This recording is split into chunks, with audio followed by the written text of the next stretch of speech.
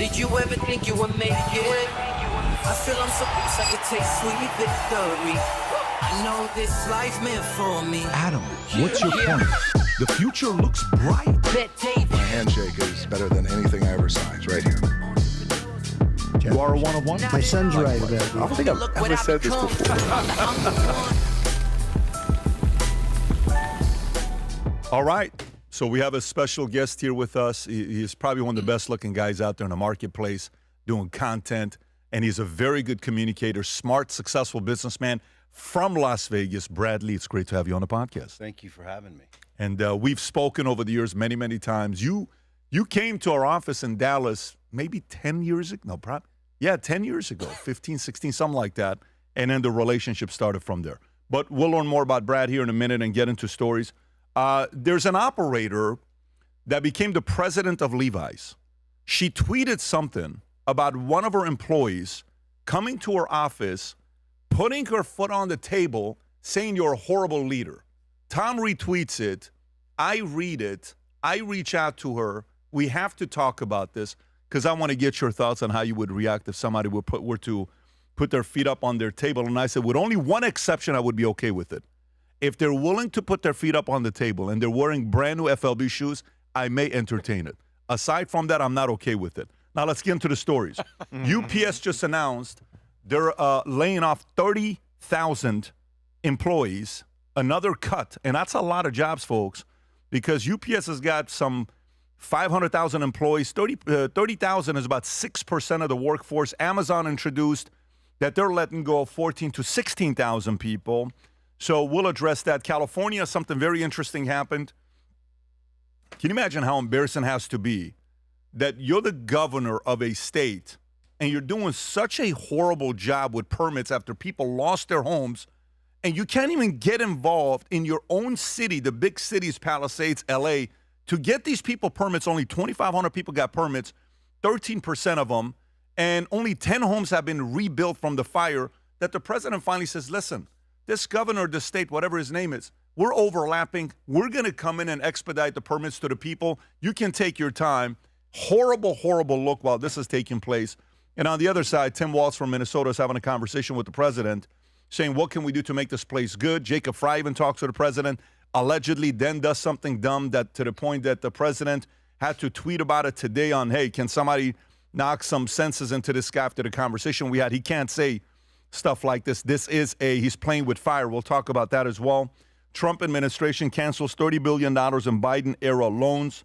We'll address that. Coalition warns Trump mortgage could shift. Could spark another 2008-style crash. And that's a story that both Tom and Brandon want to talk about. President Trump signs the executive order. We talked about that. Trump shifts on immigration crackdown as ICE backlash intensifies. Prediction market traders place odds of government shutting down to 80%. That's Kalshi. We'll address that. And then Netflix. It looks like Netflix is probably going to end up buying Time Warner that they're looking at, and we know Paramount and Ellison's wanted it, but I don't know why they keep pushing it the other side. There's a good story here about Disney's CEO succession drama is hurting the stock price. I agree, and we'll talk about it because something's also happened January 1st with somebody that's no longer there, which is a good thing, but we'll address that as well in regards to leadership. Gold. I woke up this morning, and we got a text from Humberto at 6 a.m.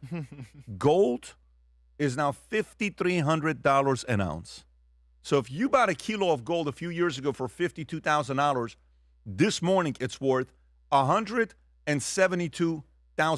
And our previous insurance company, still a part of it till August 1st, we used to give away gold bars to people. Give away gold bars. I hope you all kept it. I hope you didn't sell it. So if you sold it, somebody's now sitting on it at $172,000. That gold bar. Yale goes tuition free for families making under $200,000. And then in the disclaimer, no students will be accepted from families that make less than $200,000. Obviously, that's a joke, but we'll see what will happen there. Google, which Humberto said this may be the biggest story that's going on, settles lawsuit for $68 million following allegations of secretly recording smart device users. What?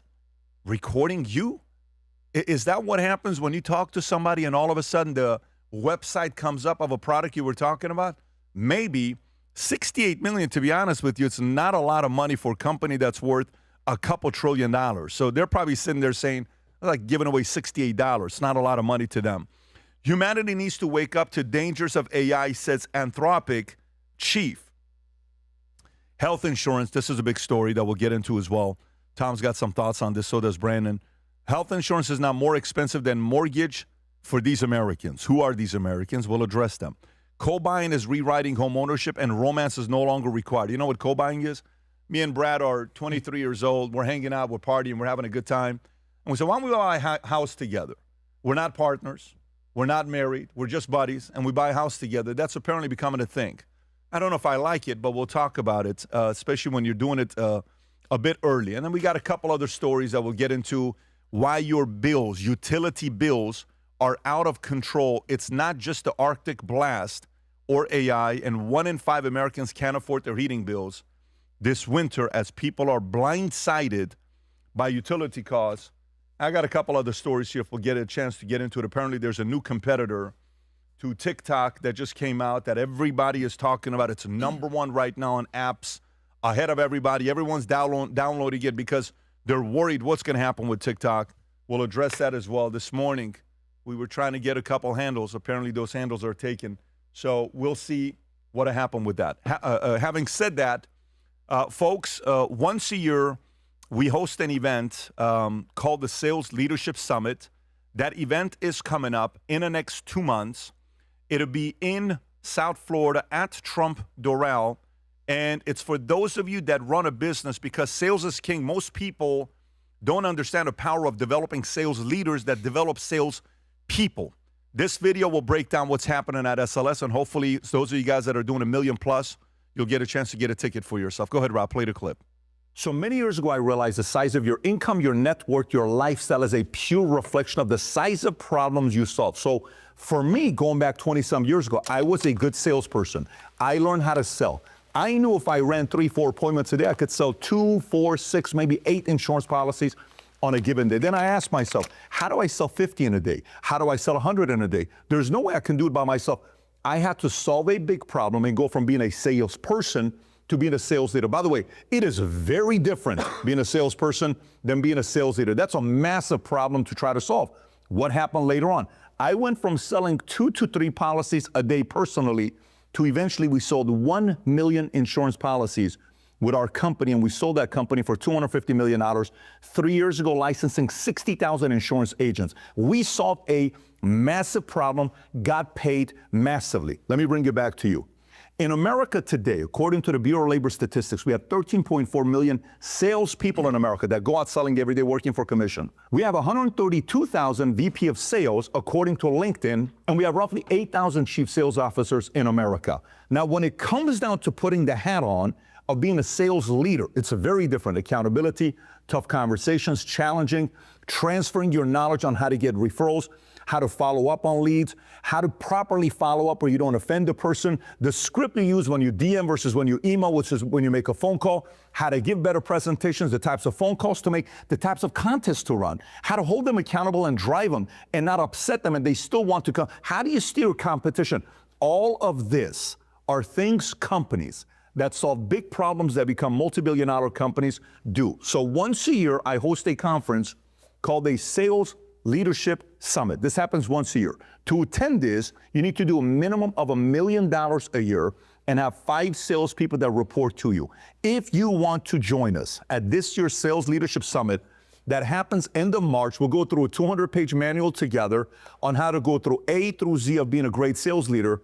Click on a link below, fill out the information. One of our representatives from the David Consulting will reach out to you and tell you more about the Sales Leadership Summit. Rob, what is the website to go to this? Do we have it in the link? We do. It's in the description. It's also in pinned to the chat. But can you click on a link just to see what it looks like so everybody sees it? So go, if that's you, click on a link. We'll spend 2 days together at Trump Doral, and we go through A through Z, and it's a great place to network with other performers that are also doing well. There you have it. So what's the website called, Rob? sls.betdavidconsulting.com. Beautiful. All right, fantastic. Having said that, let's get right into it. Brad, I would like to start off with this story first. And Rob, if you want to pull up this tweet, Jennifer Say. So I see this tweet from Tom.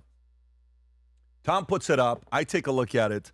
And I say, I think we need to read this on the podcast on Business Wednesday. And let's process it together. And let's see how the audience also reacts to this. So Jennifer Say says, when I became the CMO of Levi's, at about 2 months in, I had some mid-level know-it-all come into my office, tell me everyone hated me. I was steering the ship into oblivion. She told me everyone knew I was doing a terrible job. The brand had been in decline for over 10 years. When I had done in my first 2 months, says no one could go on trips. This is what she said.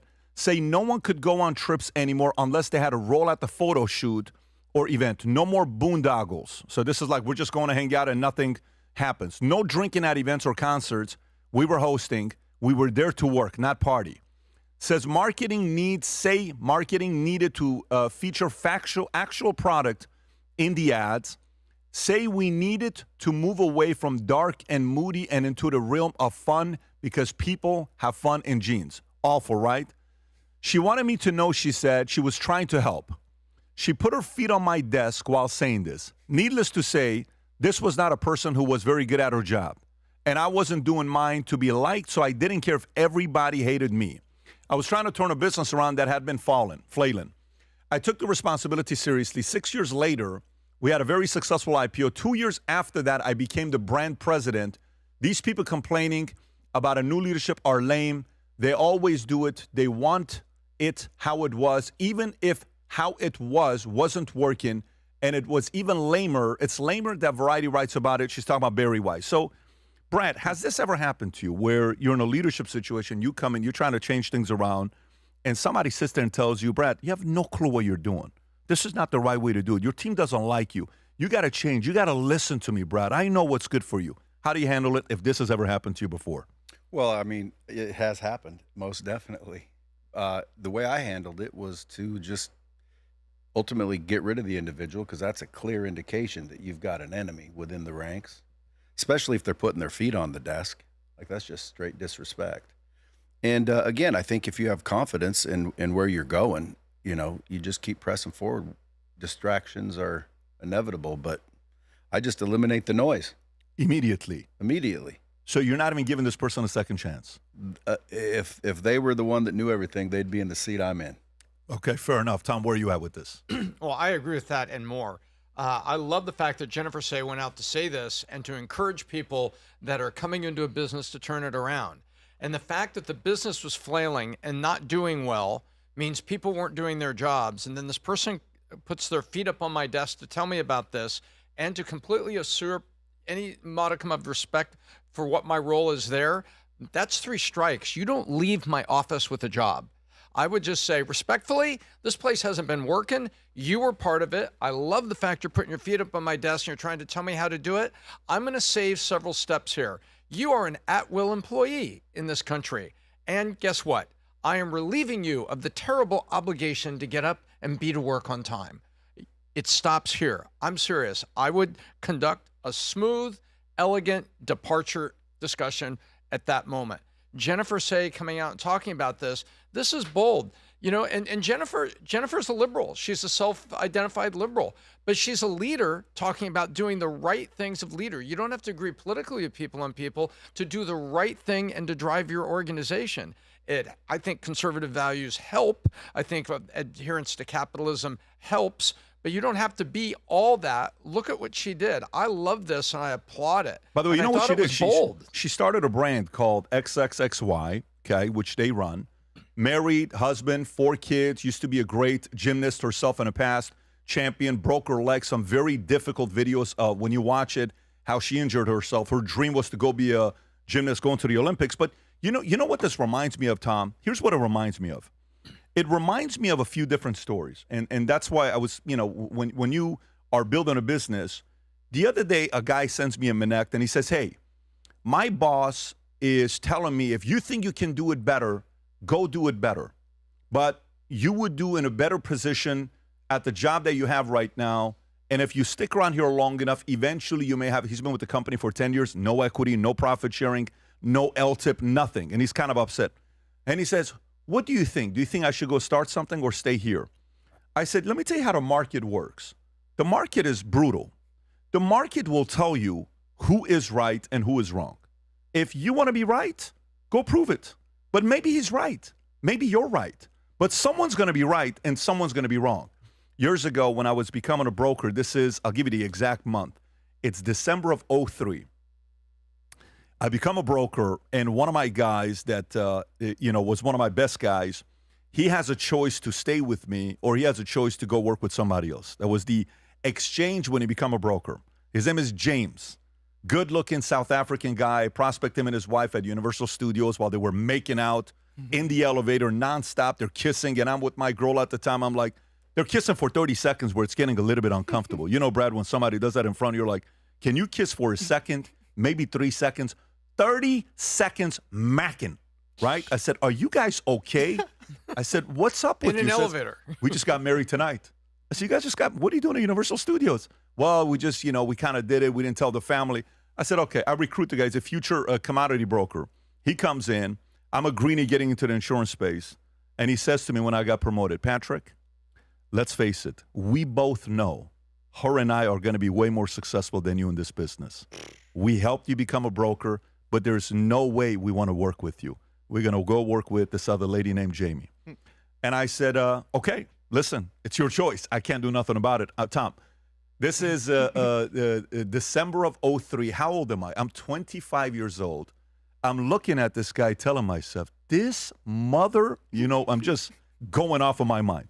I said, okay, but there's a part of me in my mind, guess what it's saying? It's saying, maybe he's right, right? What if he's right? What if this is going to happen? And then guess what happened 3 years later in the market? It was not even a conversation. I don't know where he's at. I think he's in Vegas right now. Sweetheart of a guy. Loved the guy. Was a great guy to hang out around. But Jennifer had to go and prove the fact that I'm the right leader for this company. If she didn't, the other person is right. So good for Jennifer for doing that. Sometimes as a leader, you have to make tough decisions, even though your team may not support it in the short term, but midterm, long term, you're going to earn a lot of moral authority and respect if you end up proving your philosophy's right.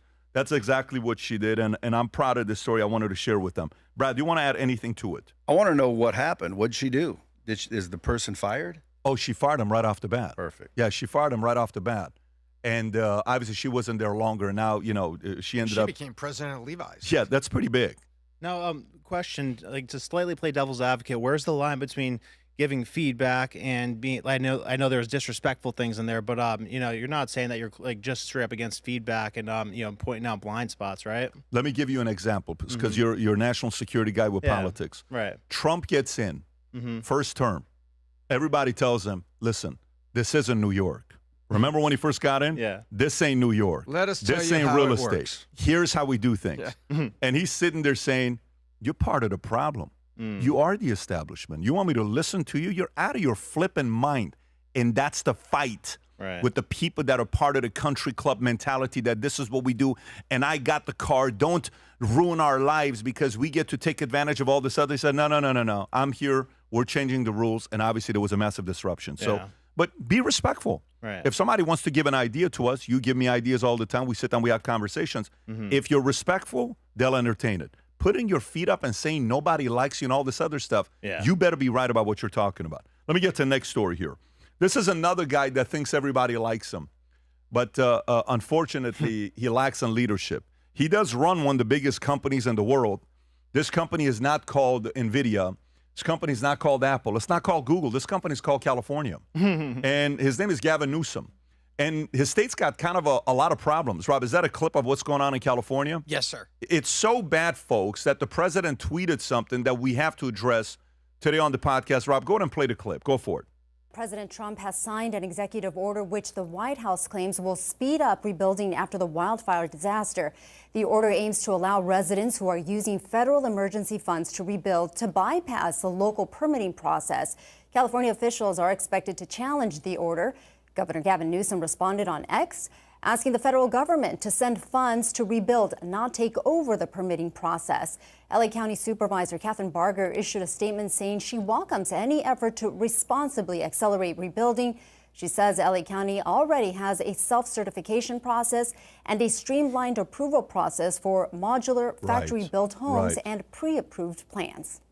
LA Mayor Karen Bass called the executive order, quote, a meaningless political stunt. She sent us a statement that reads in part, the president has no authority over the local permitting process, but where he could actually be helpful is by providing the critical FEMA funding we have been asking for, by speeding up FEMA reimbursements, and by regulating the industries that he alone can impact. Why give money to an organization that is a cluster, you know what? Why give money to somebody like you? Brad, did you ever live in California or no? Once, yes. Okay, and so I'll read this to you what happened.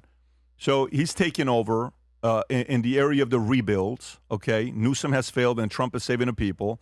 Only 2,500 homes have received permits of the fires. That's 13%. Less than 10 homes have been rebuilt. He's coming and saying, we'll accelerate the permitting process.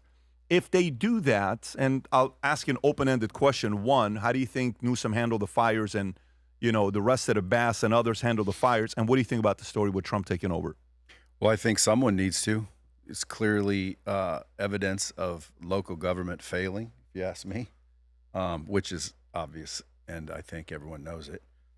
But ultimately, you know, I think where's the money coming from? Like, where's the insurance liability, insurance companies' participation? Why are people being screwed, basically? And then holding back permits? That's just bureaucracy. That's just stupidity. I think I'm glad Trump's doing it. And someone needs to do something with California, because that's one of the, I mean, as far as weather and beautiful, you know, environment, it's just an unbelievable place to live, and they're just literally ruining it. Where'd you live in California?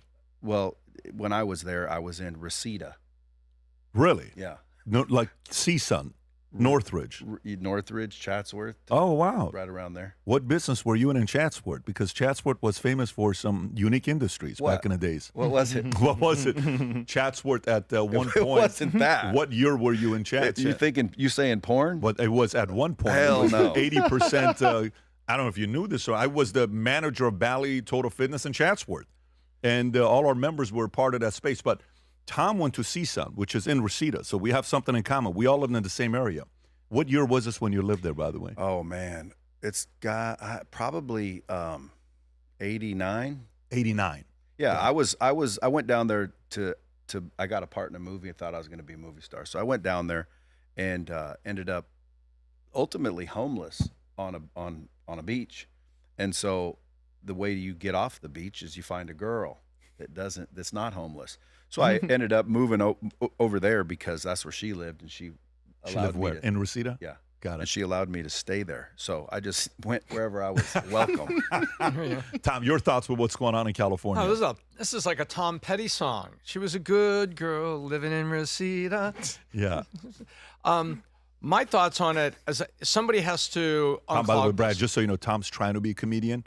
And No, he I wasn't. succeeds 10% of the time. I just want you to, because the audience already knows it, but he's really That's trying to do right. his, working on a stand-up game. Yeah, If you look up the earthquake that happened there, I was there when that happened. So 94? Whatever year that was. 89, Whittier Narrows. Yep. Was it 89? Man, I'm pretty good at recalling then, because Really? I just guessed. 89, Tom? What is that the big one? Because the big one was 94, no? Yep, 89. Oh, you're talking about the San Francisco earthquake. No, I'm talking about the one in Northridge, and it because I was there, it threw me out of the bed. Yeah. Literally, I was in bed. Yeah, that was 94. 94. And it just the earth shifted so Yep. violently. 45 seconds it lasted. I ended up on my ass. Damn. Tom, California, what are you thinking? You had many people in the same position. California, I think the president's doing the right thing. He's got to unclog the cork, because we've talked about it. Adam Carolla has talked about it. Adam Carolla was on this podcast talking about it, about what's going on, how they're holding it up. Malibu, they need to be honest about it. The Malibu homes that are on the beach right below Pacific Palisades, the Coastal Commission is trying to prevent that they will ever be rebuilt. Adam Carolla's called it out. I call it out. Then up in the area, which was a neighborhood, and by the way, you could debate the beach. You could. The city could debate. but they're trying to take those Malibu homes away and prevent anything from being built there using the authority of the Coastal Commission.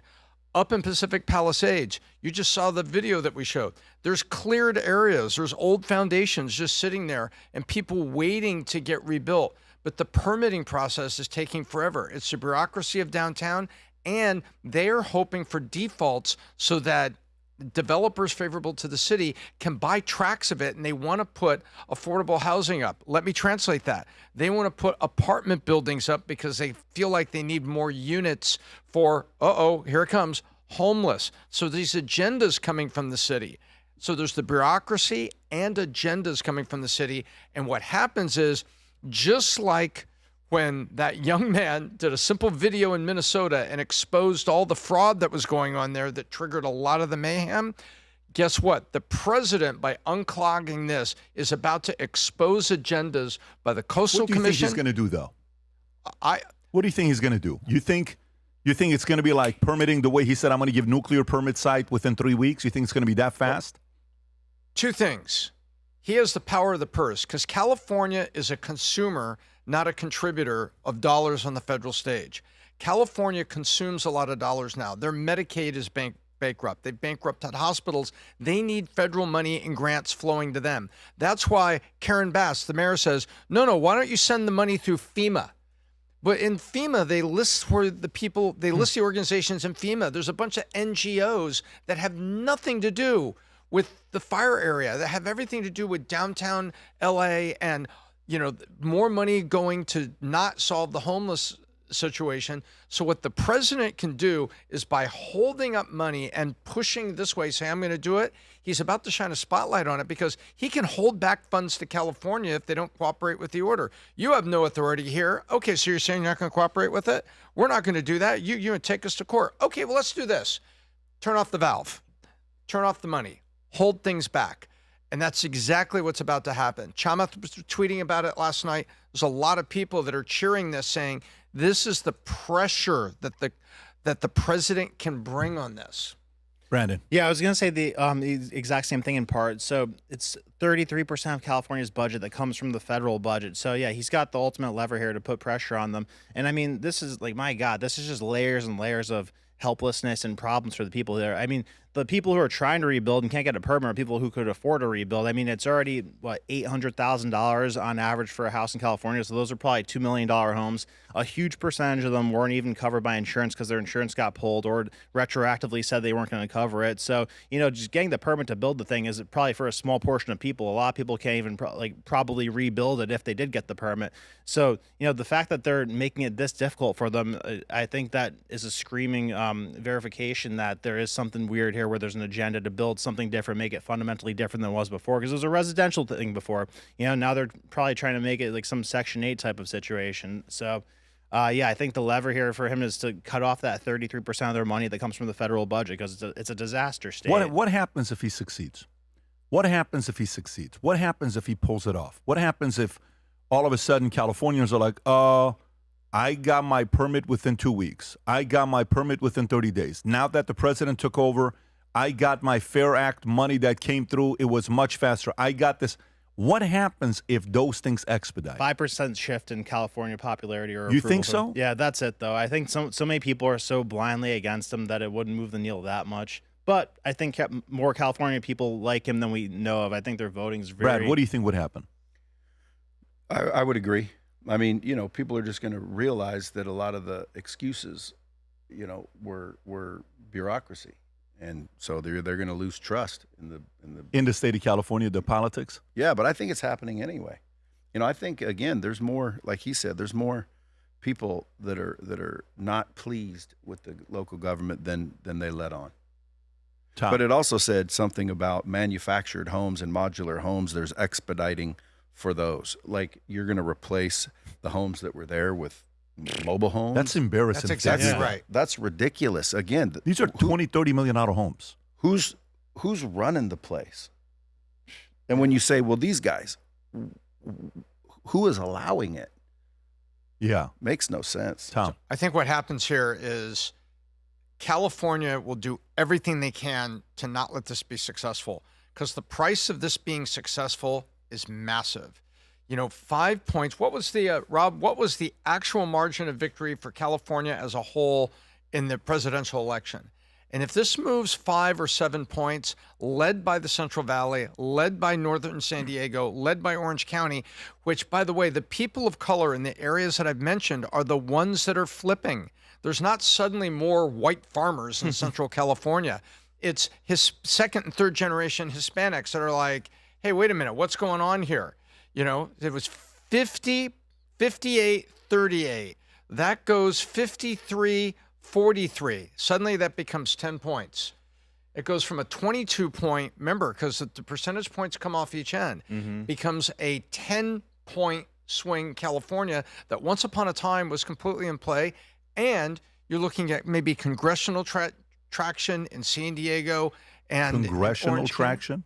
Well, maybe traction. It's 48-4, Tom, after gerrymandering is done. Exactly. How do you compete with 48-4? But you're not going to win it. But this is going to move. It's like one if click he succeeds. Back. They can't let him succeed because it causes independents to say, no, wait a minute. This guy got it done, and I really didn't like him. But this guy didn't, and I was only...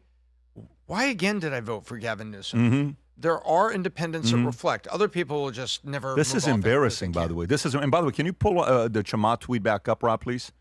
This was Chamath's tweet. Newsom in California keep endlessly raising taxes and then waste it to their cronies. At no point did they think to actually spend even a few cents of more than $350 billion a year on filling the water tanks. And then comes the Palisades fire, and guess what? The insurance companies are now suing the government of California because they think California should pay, not them.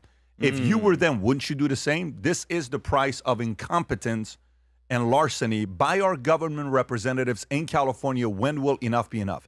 It's logic. So if somebody reads this, what's the first thing you say? I don't see emotion. I see logic. Go ahead and argue it. Rob, show the picture of the lawsuit. Look at the list on the left. Those are the insurance companies, Pat. Can you zoom in a little bit to see who they are? Orion, Company of California, General Underwriting Insurance Company, Mercury. Okay, that's a big one right there for Ortega. Okay, Summit Insurance, Mutual Insurance Company, ACAM. Where's Chuck? Chubb? Line 19. Banker Standards Insurance Company, Chubb. Okay, Chubb is, I got a personal relationship with those guys. Lloyd's of London. Where do you see Lloyd's of London? Lower? Yeah, Lloyd's Insurance Company. Where is that coming from? All the way on the other side. It's coming from all of the big money houses are Gotham, New backed York. by Chubb and Lloyd's. Yeah. So these are not small companies that are suing them. The entire state. So you're losing insurance companies. You're losing people. You're losing creatives. You're losing innovators. You're losing investors. You're losing two guys that just built a $4 trillion company out of California that moved to the great state of Florida. You're losing all these guys. What's the argument?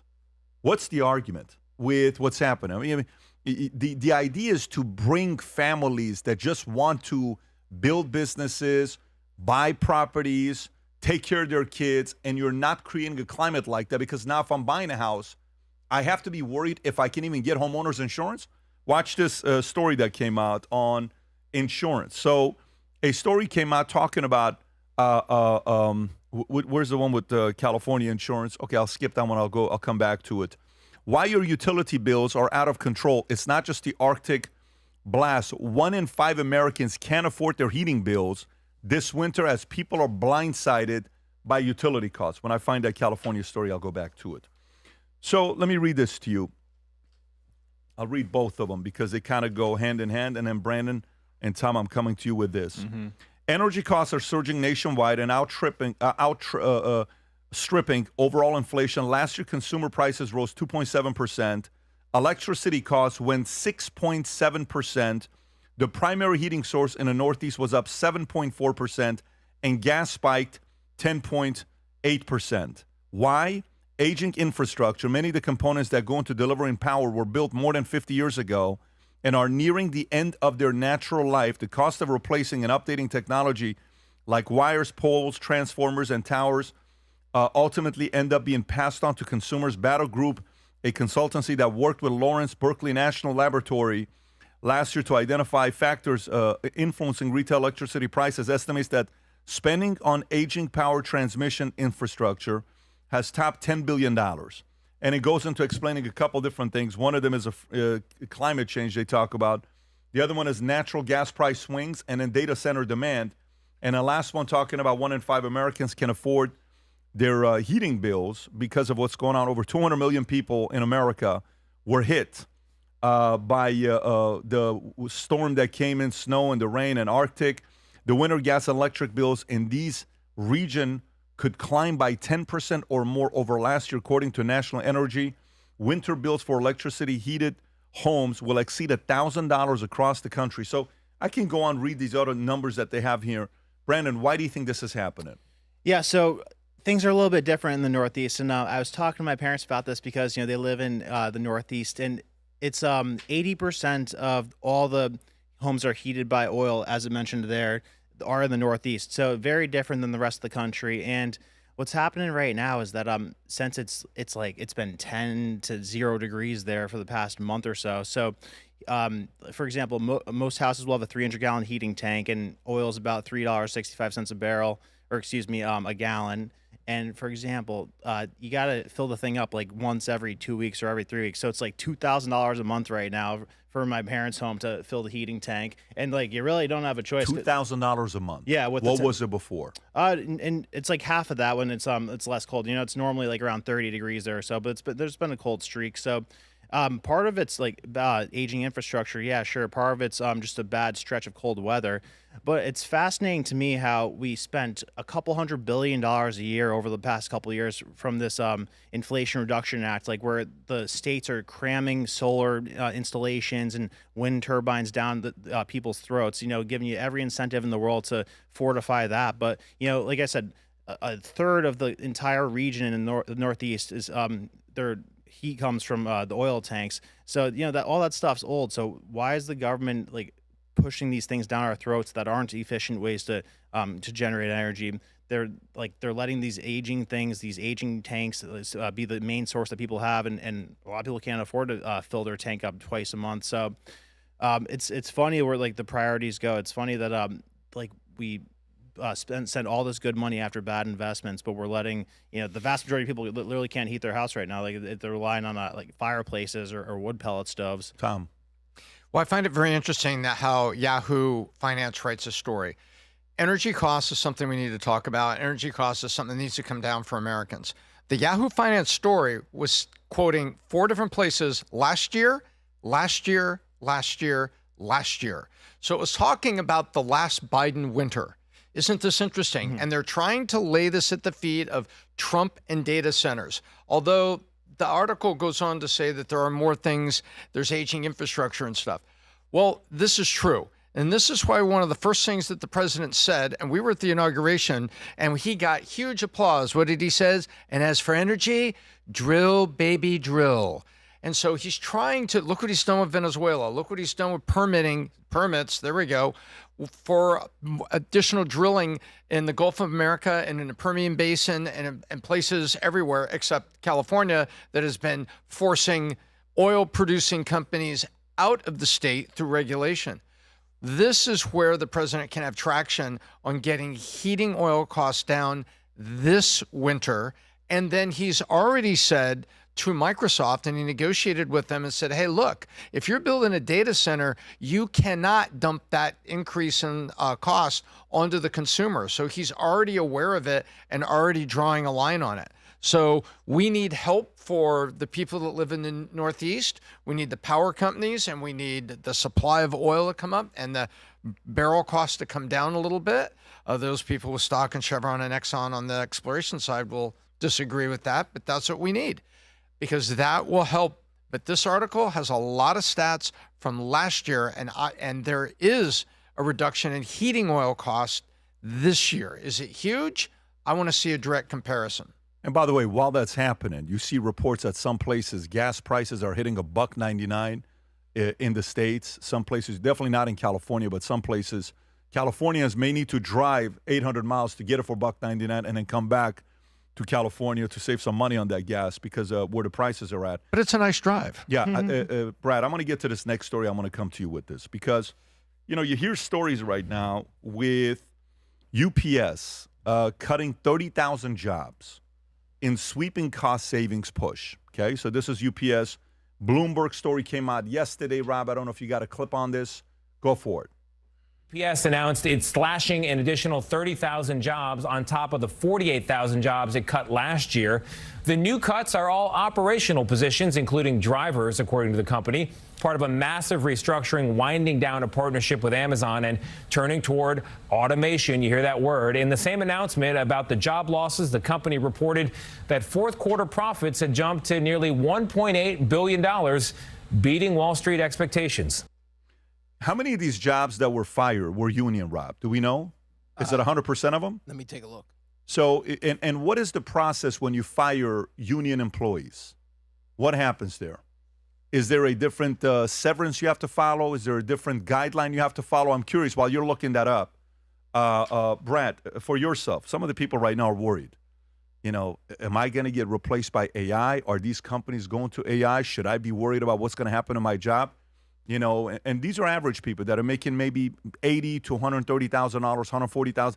UPS has got jobs right now paying $150,000, $160,000 a year, I think, after the recent raise they asked for with union. What would you share with them? Some of these people that are worried about what AI is going to do.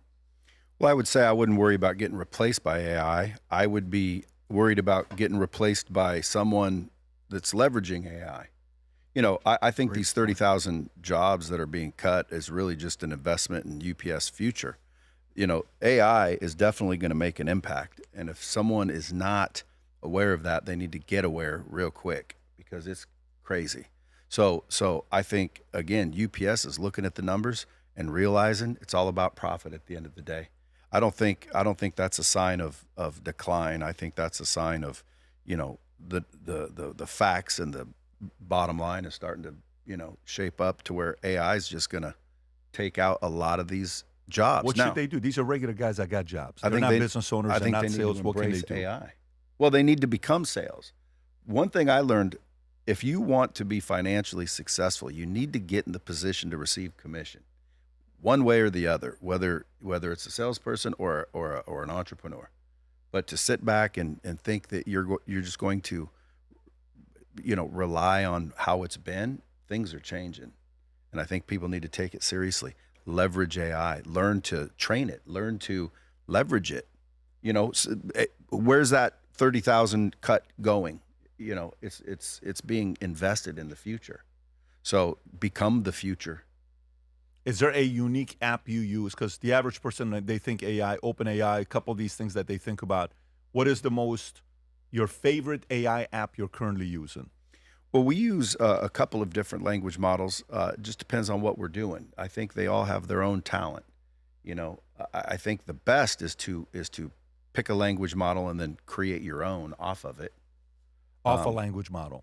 Yeah, I mean, you know, just real quick on my phone, I'm with ChatGPT to do some of the copywriting things that we've embedded into Lightspeed. We use Claude more, but again, I mean, I think it's all embryonic at this point.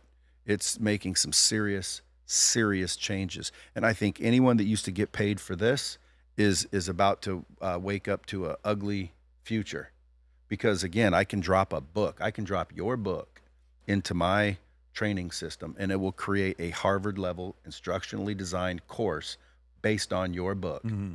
And I don't even have to pay you. Isn't that amazing? Because I bought your book. That's the knowledge that is unbelievable. That how I much things are purchased. Changing. Yeah. Tom, where are you at with this 30,000? Well, what's interesting is UPS is saying that it's cutting the jobs. And the CFO was on a conference call and identified that that a good number of the jobs are coming to attrition. In other words, when people resign or retire, they're not replacing those particular jobs as they consolidate responsibilities, number one.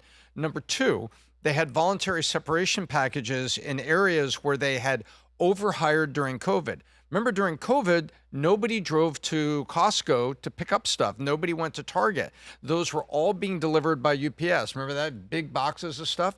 And so UPS radically expanded. And if you were working for UPS and you were delivering, you were getting overtime hours, you were getting extra shifts on weekends if you wanted them, and they were hiring more people in sorting facilities and in the small vehicle deliveries, because not everything is a giant brown truck for UPS. Well, all of that happened then, Pat, and then it's all come back down to earth as over the last 3 years, people are back to driving their SUV to Costco and picking the stuff up themselves. So they've said this is where that their reduction is going. But they also came back and announced that they were more profitable. So for people that have a 401k at UPS, there's UPS stock in the 401k.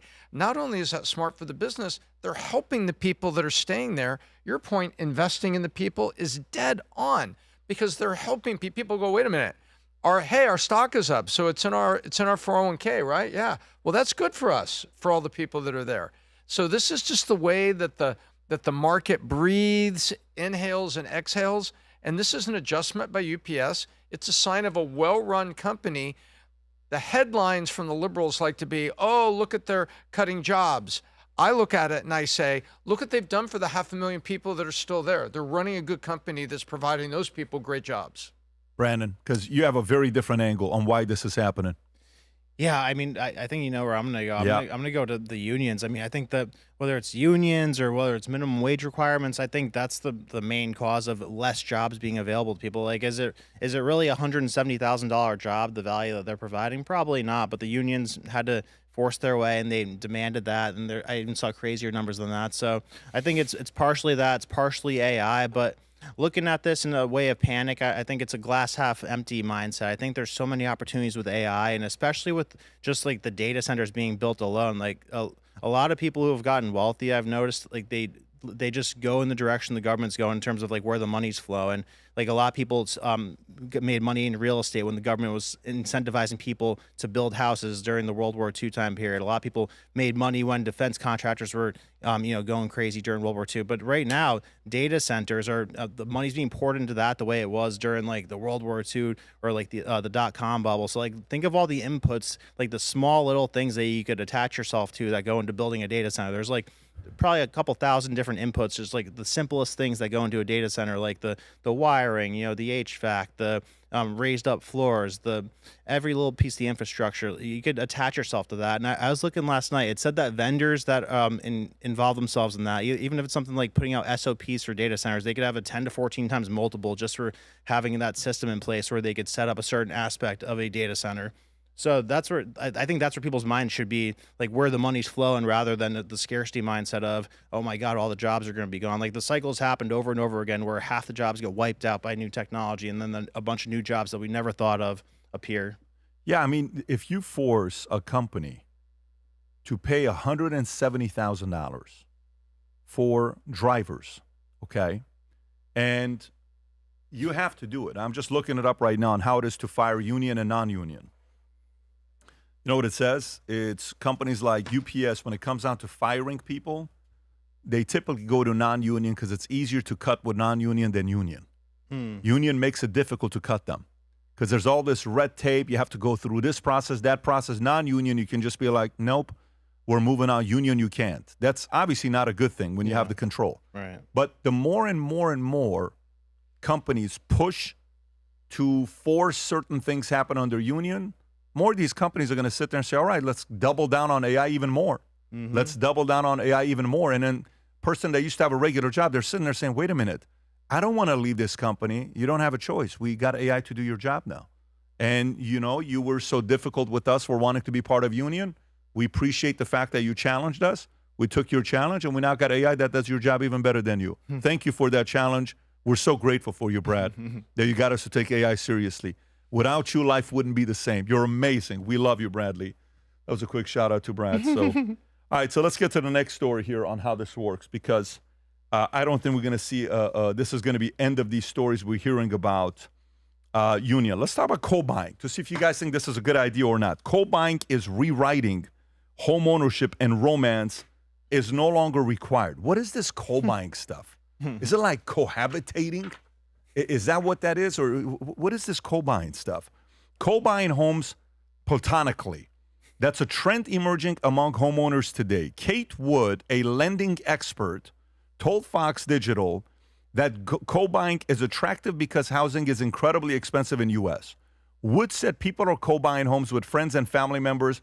What we're seeing rising now is co-buying between friends or people who are family members, but basically buying a home with someone that you're in a non-romantic relationship with. According to the National Association of Realtors 2025 profile, first-time home buyers consisted of 25% single women, 10% single men. Interesting. Yeah, right. While the share of married couples remained flat at 50%, from data collected from July 2024 to June of 2025, in comparison among all home buyers, 61% are married couples, 21% are single women, 9% are single men.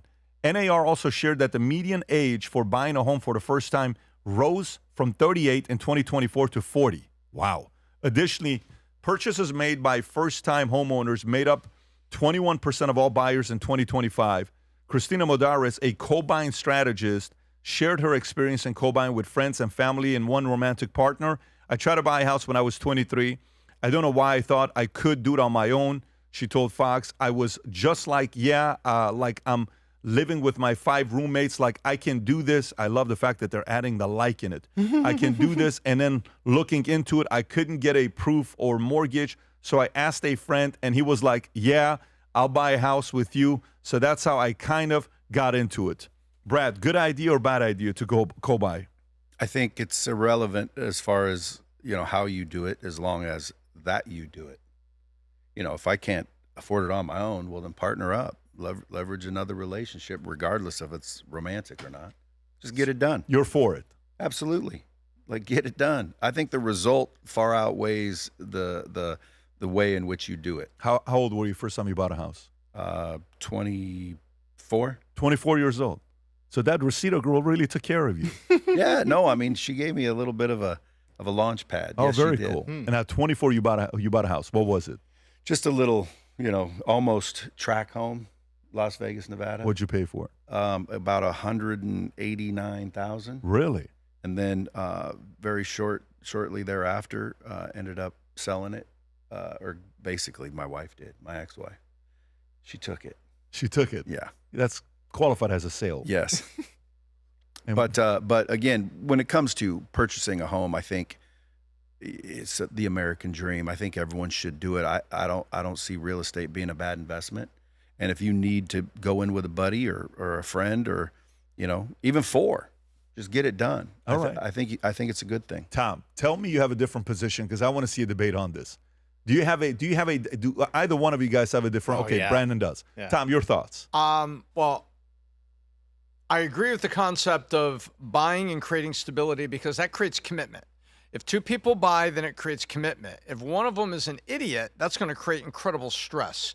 And I think that the downside of this is they will end up selling it probably at the wrong time because someone's going to get married, someone's going to get a job somewhere else, someone needs to get out of it, and then both of them are going to end up having to sell it. So I see the benefit in the beginning because they're not renting now, you're both paying into this, and it brings commitment and stability, hopefully, to those individuals that do it because they're tied to the insurance, the once a year, the homeowners, property taxes and things like that. But I see a downside because they're not going to be synchronized when somebody gets married, somebody doesn't get married, somebody gets a job that So moves would you them. do it? Would you do it? No. In your 20s, would you co-buy? Probably not. Would you recommend your girls to do it? No. Okay, so you said, look how firm you want to know. As opposed to just not owning? You'd rather they throw away their money? That's a great point. I wouldn't want my girls to be in a perpetual situation that they are not optimized financially. But I can't just do it for them. I can't write checks for them. And so would I encourage my daughters to do it together if they were in the same city and their careers going the same way? I wouldn't stop them from doing it, but I would really lay it out. Okay, when do you guys have to liquidate? When do you think this is going to break out? I'd say you really got to think about who you're in with and what their life timing is and your life timing. But I think that part is. Where are you at, Brent? Well, I just think there's an advantage in that situation because at some point, you might be the one that benefits because someone's getting married and getting out, and when you have the leverage, because that's your responsibility. So you well, can then buy the other half maybe a little At a cheaper. discount. I got the opportunity. Now, if I also, I could end up in that situation where I'm getting married. Now I got to give you the leverage. But I think that's a future positive for someone. Okay, Brandon. Yeah, sure. You could say with the circumstances we're in, it's strategic if you match up with a family member and buy it and rent it out to somebody. Yeah, sure. We got to live it within the conditions that we have. But this is the absolute downfall of society. I mean, this is the first time in probably 100 years that we have a worse standard of living than our generation before us. Like, we didn't hear our parents or grandparents talking about having to cohabitate and co-buy a house together. Like, when I'm looking on Zillow, I'll see a house that's like, I'll be like, oh, wow, it's a nice house for $400,000. Oh, never mind. It's a little slice of that house. You get this bedroom for $400,000. Then there's 2 other people in the bedroom in the middle and the bedroom on the far side of it. Seriously? Yeah, 100%. They're doing that too. And then there's a thing too where they sell off houses for say $400,000, but you get to live there from January through April. Then another person owns it from June. Stop. That's called timeshare. Yeah. Well, yeah, that's a timeshare. But there is a principle that they're applying to houses like that right now. So they're applying that to like standard real estate, not just vacation places. Florida snowbirds too. Yeah. Yeah, but I mean, point being, downfall of society. I know Trump's trying to do a lot of things to. So for a guy that's 30 years old, you're not for it. I understand it. Would you co-buy with Humberto? Humberto says let's not co-buy. with Humberto, no. Okay. No, I would do it with a family member or something. So here's what I think when I read this article. I think, first of all, this article is written by a realtor who's not selling enough properties. And is just trying to get people to buy. It's like, listen, man, if you can't afford it, go get a friend. Like, remember back in the days when you wanted to buy a car? What would the car salesman say? Dude, just go get somebody to co-sign. That's right. Go get your dad to co-sign. My dad will kill me if I ask him. Doesn't your uncle love you? Yeah. Go, man. Go get your mom. Just tell her, Mom, I need it. Remember that scene from a couples retreat where he calls Vince? He's like, Vince, I got it. Now his name is something else. I got to buy this bike. Man. Jennifer left me. I'm really trying to impress this guy. I need you to co-sign. And finally, Vince Vaughn kind of breaks and co-signs for the motorcycle for his friend. I don't know if you guys know the scene or not. But to me, I don't know. If I would have bought a property with some of the friends I had and all of a sudden they're like, I went on a lease with a guy, office lease. His name was Michael. I'll keep it there. And 3 months into it, he says he's sick. So I signed a 3-year lease at this place on Devonshire, 15,600 Devonshire, right off the 405 freeway. 3 months later, he goes to Costa Rica for 9 months. I'm stuck with the assistant. And one of his guys, whose mom's the assistant, every month, I'm thinking she's collecting rent from everybody. She's not collecting rent from her own son. And I'm like, how are you doing this to me? And then they owed me $15,000, whatever. I'm like, this is not, the next office lease is, I'm not, you guys are not coming. You guys got to go get your own place. They had to go to the old Agora Hills office for a few months before they found office. I said, nope. I'm going to find a way to pay this myself. And it created so many headaches. And we opened up a checking account together, and because something happened with credit, even though we had a penny left in the account, I was on that credit. I'm like, no. We have to move on. So you have to pick people properly that you go into business with. And that part, if you're in a if I'm a salesperson, I'm a realtor, you know what I'm saying? What a wonderful, everybody should do this. Everybody should do this. But if my kid comes and says, Dad, I want to buy a property with another guy, like, buddy, I don't know what the other guy's doing. How stable is his income? How pick and choose before you go through it. I'll give you the final thoughts on this. Well, I would agree. The partner in which you pick is obviously important. But, you buy a house, can't afford it. What do? You rent out a room. What's the difference? You have the single liability or joint liability. But picking the right partner is always the key. By the way, you know what I'm more for? I'm more for buying a house yourself and having 3-4 other people rent with you. I'm more for that than I'm about buying with someone else, because I can replace the renter fairly quick. Because college, campus, stuff like college school, you got kids are coming out, hey, $600, $800, $1,200, and then you're covering it. I think that part could make sense when you build an equity, maybe not the other way around. Brad, question for you. With some of the guys that are coming out of college, a lot of young men look at your content as you're building. What is your most basic tip for men today, specifically men today, to develop confidence so they win in their careers and they win with women? What would be some tips you would share with them, young men? Well, there's always the cliche, do what you say you're going to do. But ultimately, I think confidence comes from the memory of winning. You know what I mean? If you win a lot at anything, you become more confident in that thing. So if you want to become more confident all around. You need to win more. And to win more, I think is easy because winning is a choice, really, isn't it? So you just set your bar lower as far as a win goes. So like when I wake up in the morning, I brush my teeth, I'm celebrating like, man, that's a win. And for a lot of people out there, they should adopt that, because I have people that, come to me, ask me questions, and when they're speaking to me, they apparently don't understand brushing their teeth. Yeah. So little things that win all throughout the day, just start racking up the wins. You know what I mean? Step one, forgive yourself. A lot of people have past guilt and shame, and they just self-talk themselves into insecurity. So forgive yourself, and then ultimately pick the right group. If you're hanging around losers, you're probably going to be one. But if there's one thing, it would be stack up the wins. Just start winning on a regular basis, and I think you eventually start walking a little taller. Anything with girls? Girls, I think at the end of the day, confidence goes a long way with girls.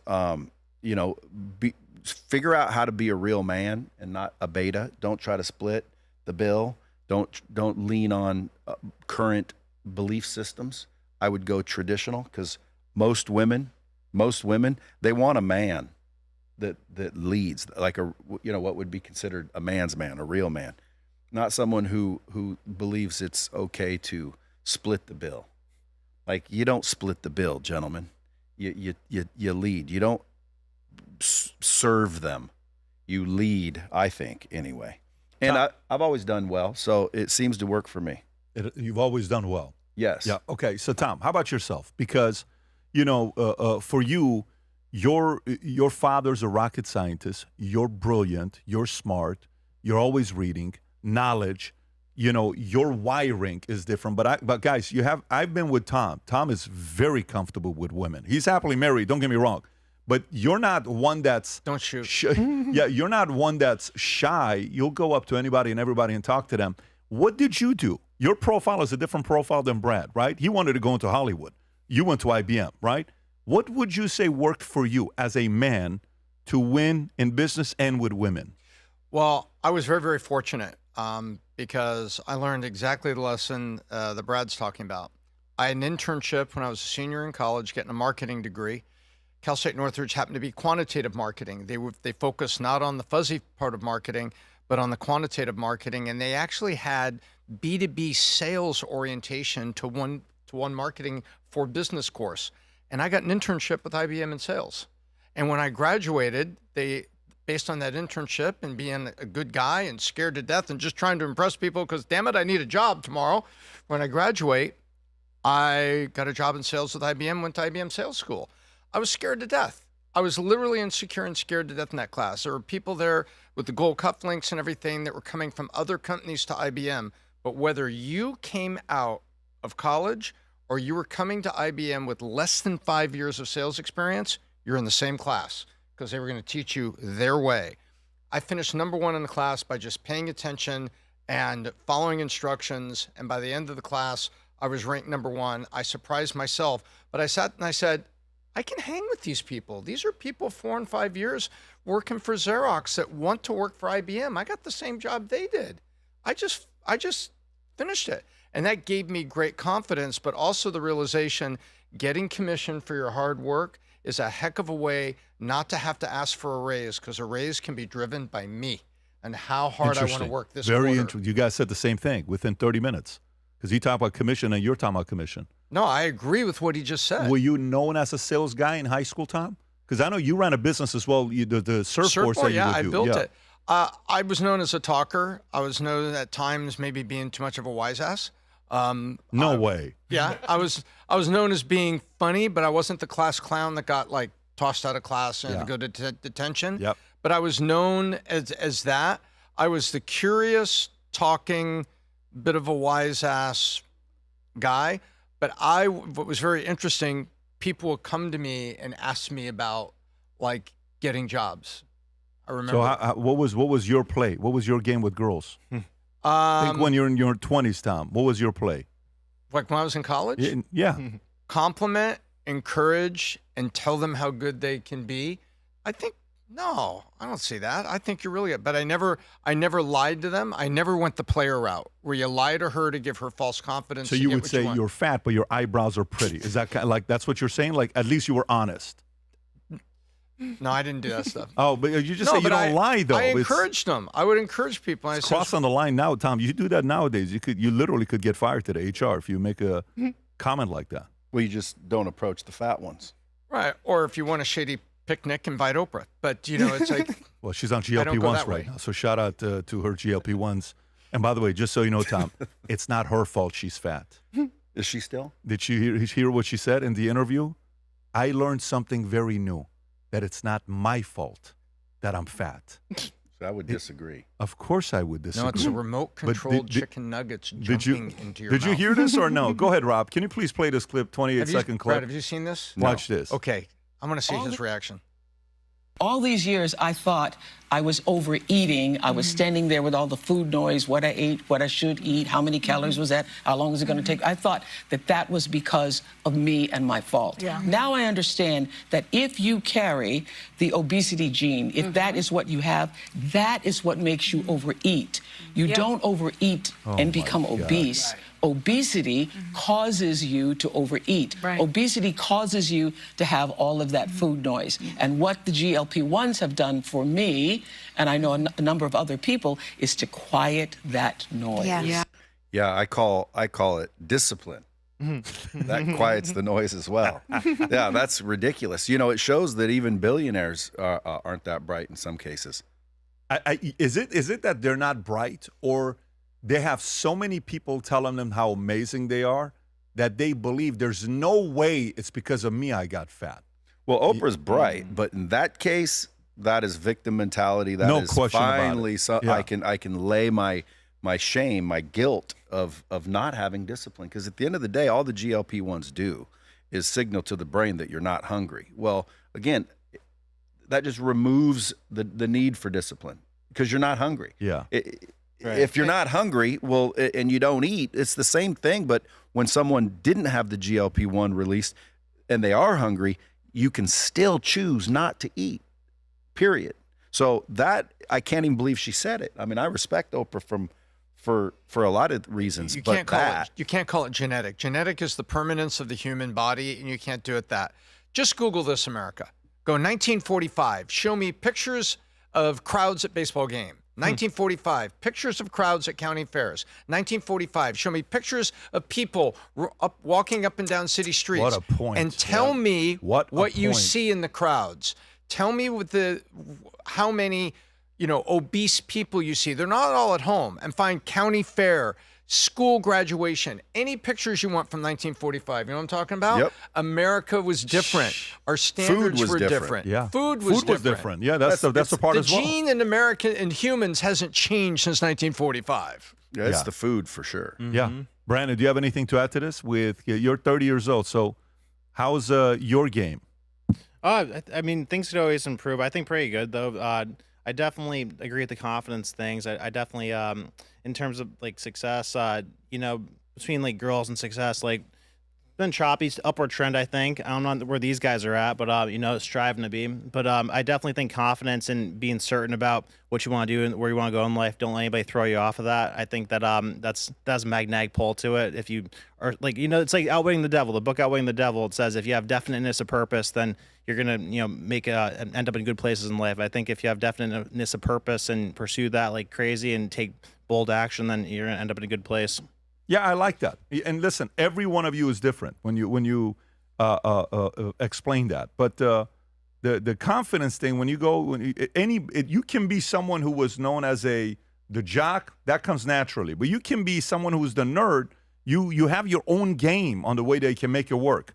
But what the market's always going to want is more confident people, whether it's career or relationships. And this is why I was about to announce to you guys, we are about to launch Tom's dating advice course that's coming out on Lightspeed today. There's a reason why Brad is here today. Yes. 22 Keys to Dating in 2026. The platform Click on the for link your below educational content. to learn how you can have better genes, where you can control yourself from the urge of eating too much so you can be in shape, unlike other billionaires And out there. And the upsell will be How to Close the Hose workshop. Nice. Featuring Brandon Aceto. Yeah. All right, let's get to the next story. Google settles lawsuit for $68 million following allegations of secretly recording smart device users. Okay, this is a very, very interesting story here on what Google is doing. A lot of people are not happy about this. I don't know if you guys are following the story or not.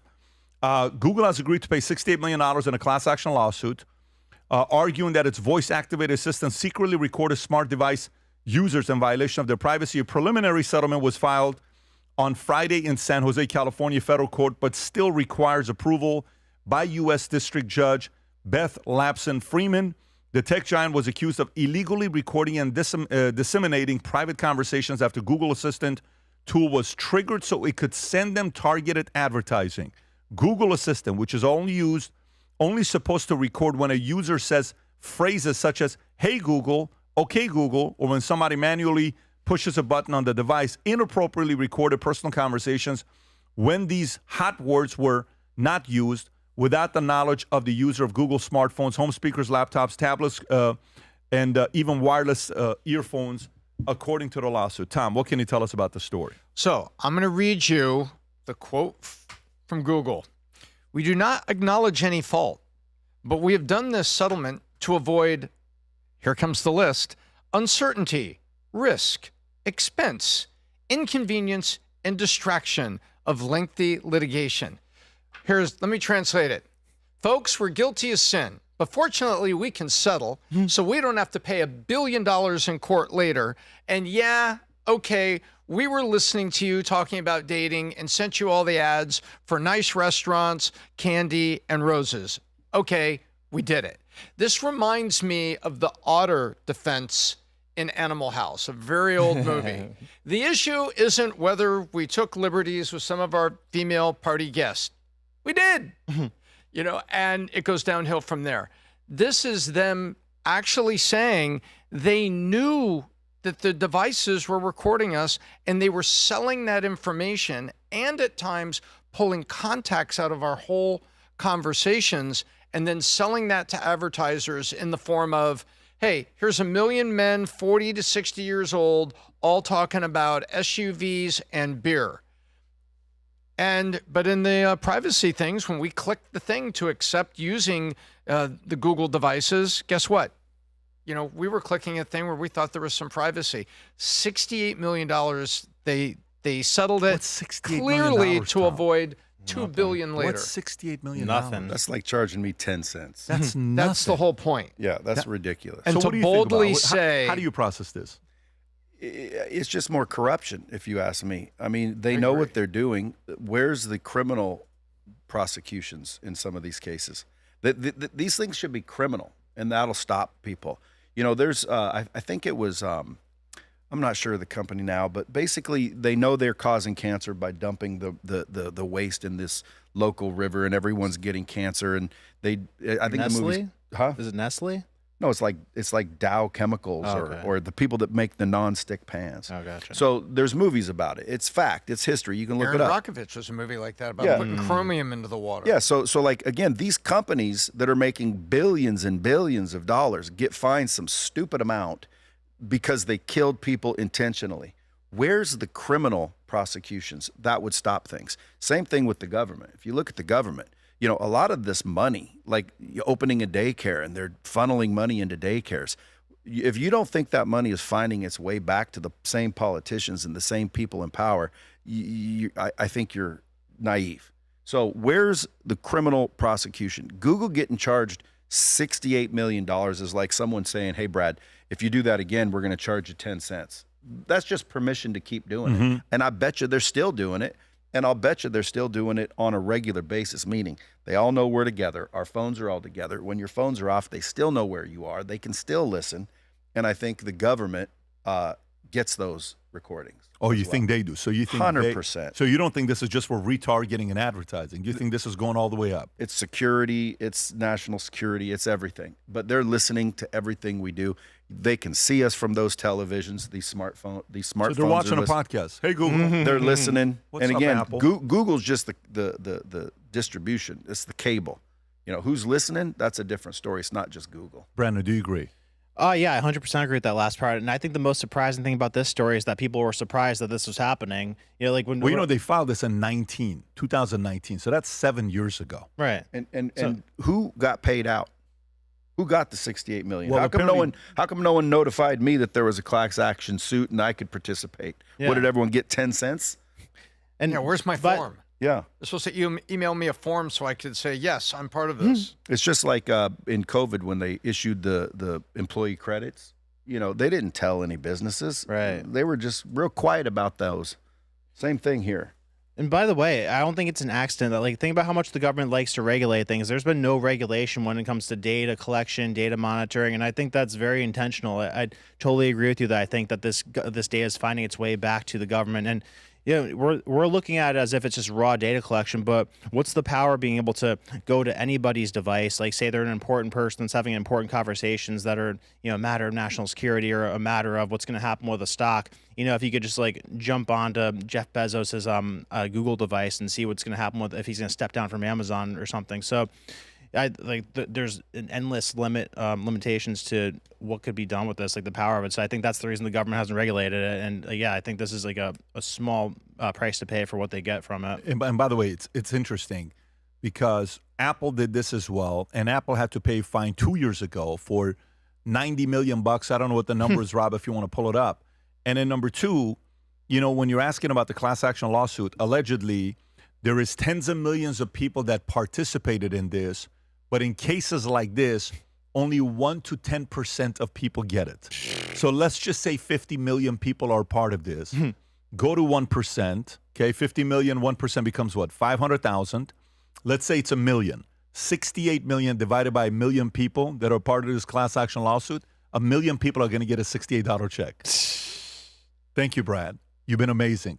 Your voice is amazing. We like listening to you. And for that, here's a $68 check. Okay. Go fill up half the tank of of your Ferrari that you got, and all the best. It's like the government sending out $700 for disaster relief. Yeah. Replace your home. Here you go. Yeah, that's right. Here in California, we'll take care of you. $700.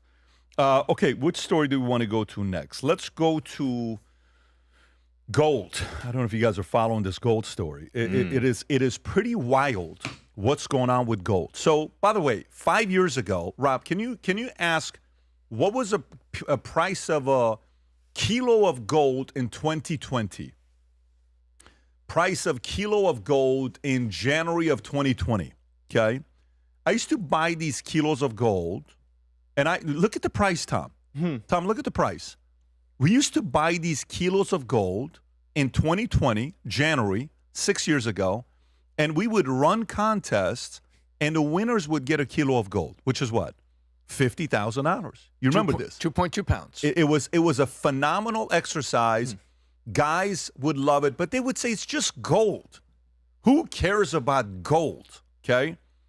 Do you know at the time when we would buy this, the price of gold was $15.82. This is just 6 years ago, not 16 years ago, 6 years ago. Do you know how much gold hit this morning?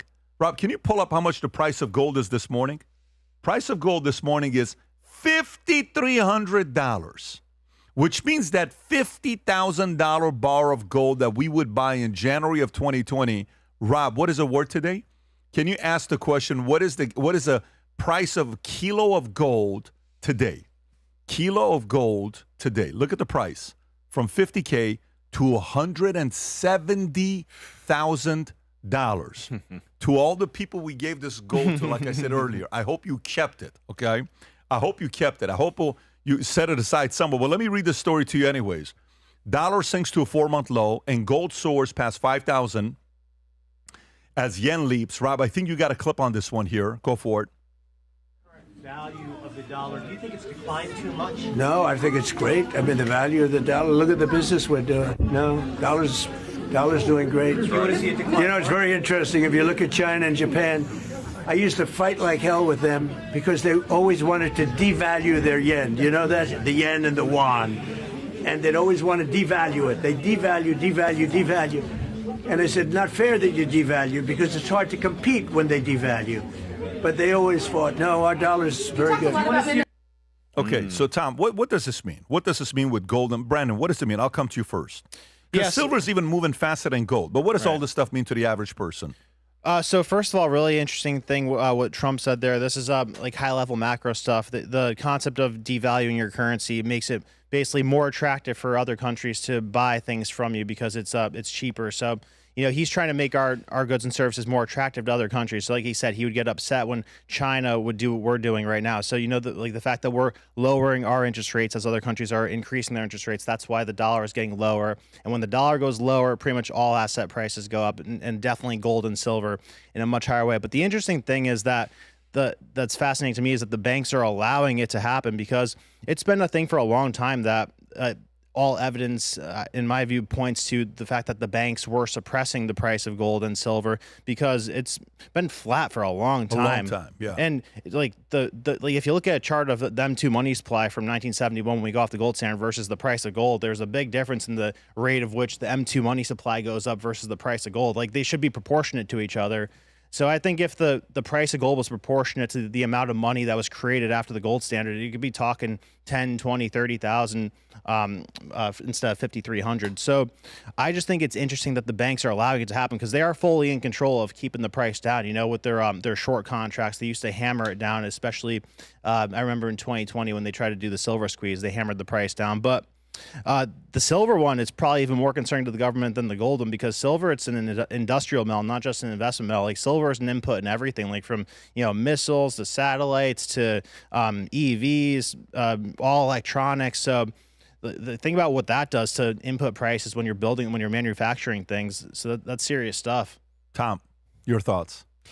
So I think whenever you see precious metal goes up, it means that there is more faith and more demand for the precious metal as an investment than the U.S. dollar.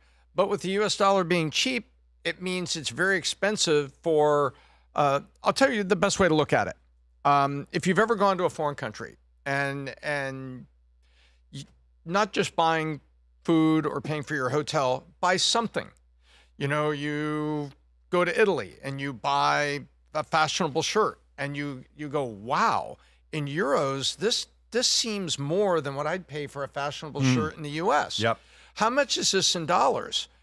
Really? $200? In the U.S., I could get this shirt for like $150, $140, something like this. There you go. That's where you can see the value of your currency. So right now, it's expensive for U.S. citizens to go abroad and pay for food, lodging, and things that you might want to buy. It is not expensive for people to come here. So people come here on the euro. What's the euro to the dollar right now? Rob, you can do that real quick. I think it's 80 cents or something. 119 and flip it the other way. 80 cents, 84 cents. So it's less expensive than to come. That's what happens. That's what goes on. But what this also means, it's less expensive for other countries to buy from us and for us to export to them. So that is actually a benefit. So you have these benefits going back and forth. Right now, the people that bought and invested in gold, they're getting a tremendous return and a tremendous paper value until they sell it. And if they sell it right now, they're realizing that value. And right now, it's expensive for people with the dollar to go elsewhere or to buy things abroad, and it's less expensive for people to buy things from us, like all the oil that we're producing and the natural gas that we're producing. Brad? I think when trust goes down, the value of gold goes up. Right now there's wars and rumors of wars. There's major things going on, and people do not trust the government, let alone the dollar. And I think, but how come that didn't happen during COVID? Why because did that they not happen during printed COVID? 80% of the money and started giving it away to everybody. So shouldn't that then increase the value of gold? Well, if we were all intelligent, yes. Look what happened But to the crypto, majority though. isn't. I think the money that should have went to gold went to crypto during COVID, because crypto went astronomical during COVID. Right. And there was it felt like a concerted effort to on CNBC and whatnot to talk people out of gold and silver. And there was the banks short selling the hell out of it. Like there's a lot of times a paper trail of that. But that's why it's interesting to me that they're letting it happen now, because I think they could control it and stop it from happening if they wanted to bad enough. But the central banks, for the first time, they have more gold than bonds on their books. So I think that now they're in a position, because like remember in the Big Short when they said they wouldn't let the credit default swaps price properly until they were positioned. I think it's like that. What a coincidence. Yeah. But when trust drops, I think gold goes up just because of that. And I think we're at an all-time trust deficit. You know, there's unpack that for me. There's just a lot of stuff going on where people aren't trusting anymore. You know, you see it all over. You know, no one trusts the media. You know, nobody trusts the news. Can you imagine? Nobody believes the news, or at least a lot of people don't, or starting not to. I think they call it waking up. They know we're being swindled.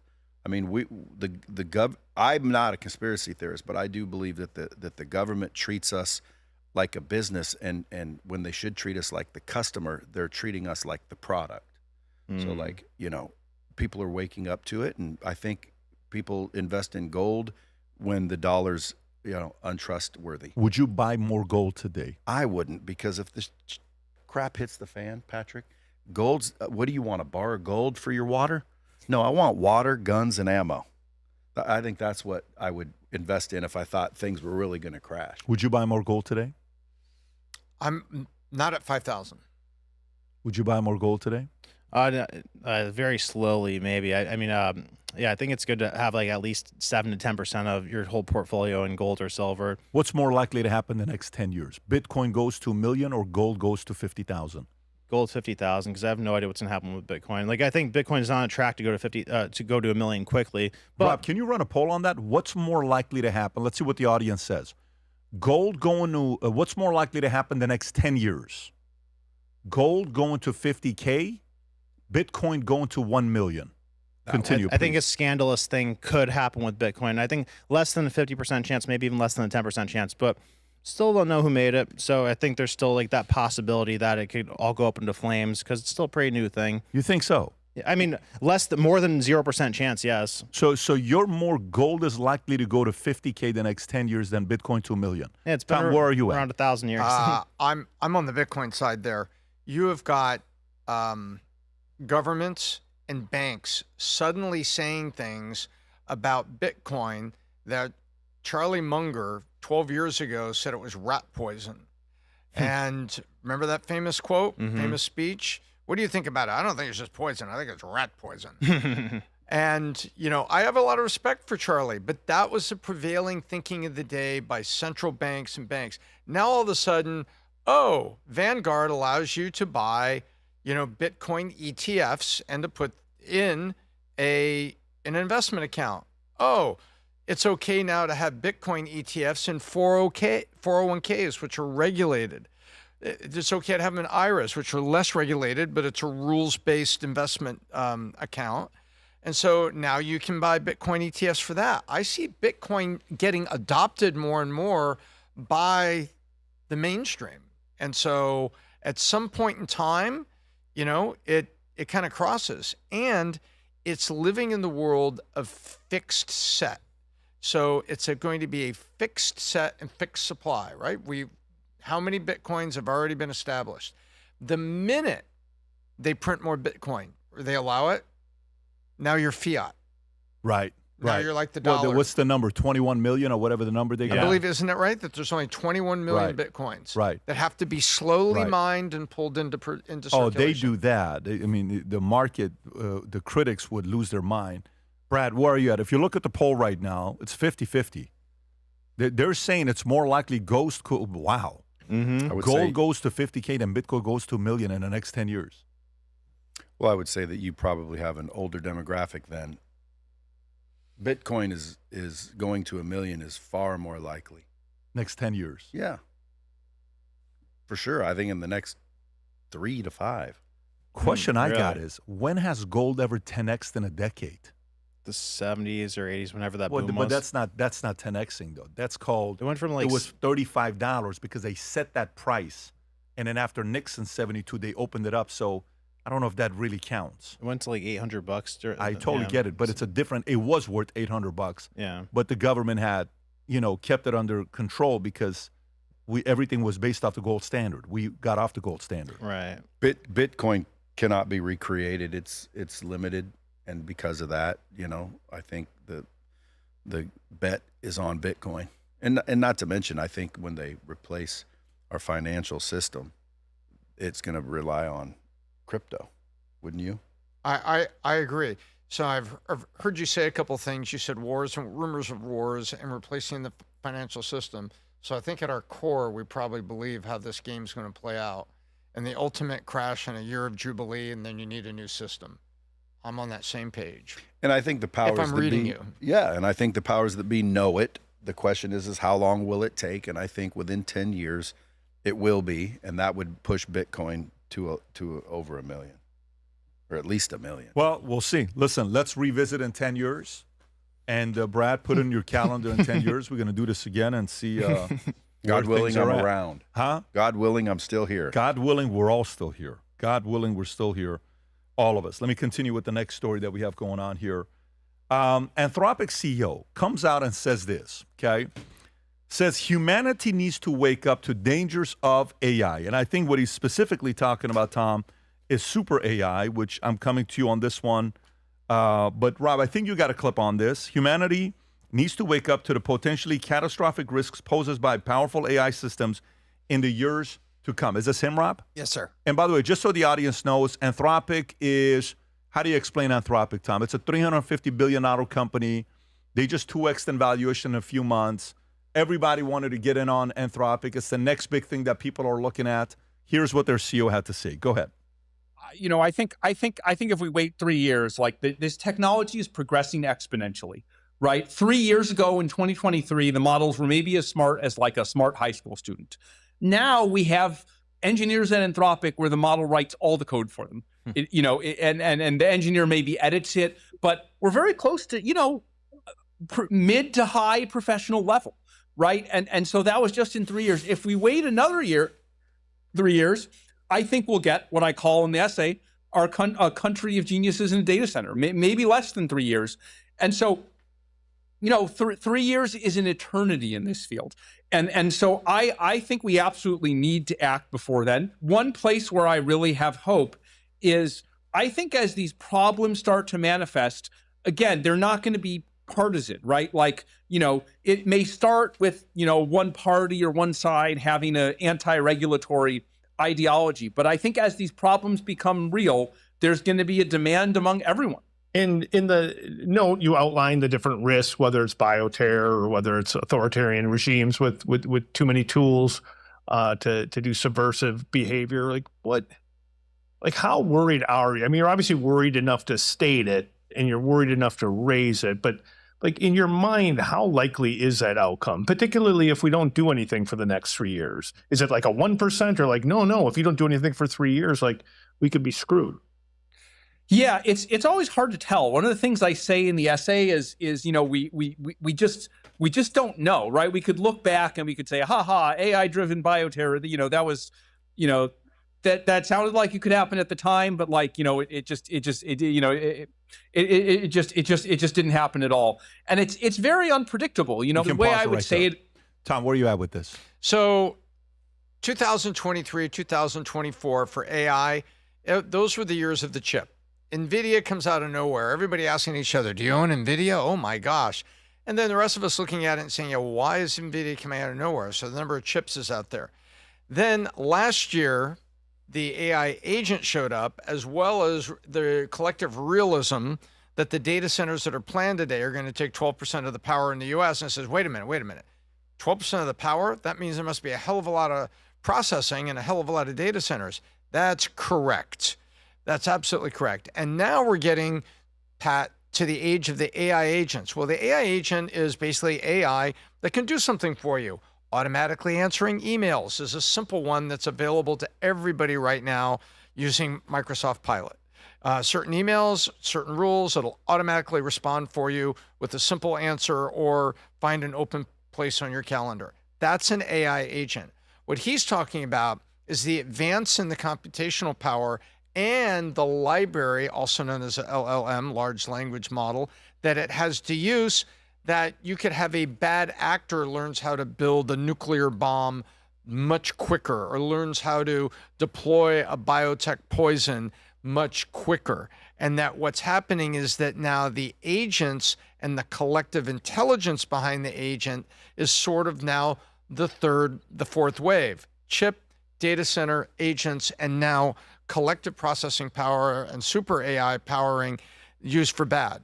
Okay, you can look back in history and saying, oh my gosh, the folks that invented the nuclear weapon, we need to regulate and control this. We need to figure this out. We're about to go to what will be the next wave, which is levels of control through oversight. So if you think that Google listening on your device or your Alexa device to sell you ads is spooky, the back end of AI is going to know who's looking for what, and the government is going to, by default, have to be snooping on that to see who's using AI to find out what is the best stream in America to put a viral poison in to kill the most number of people based on snowpack runoff melting and the speed of the stream.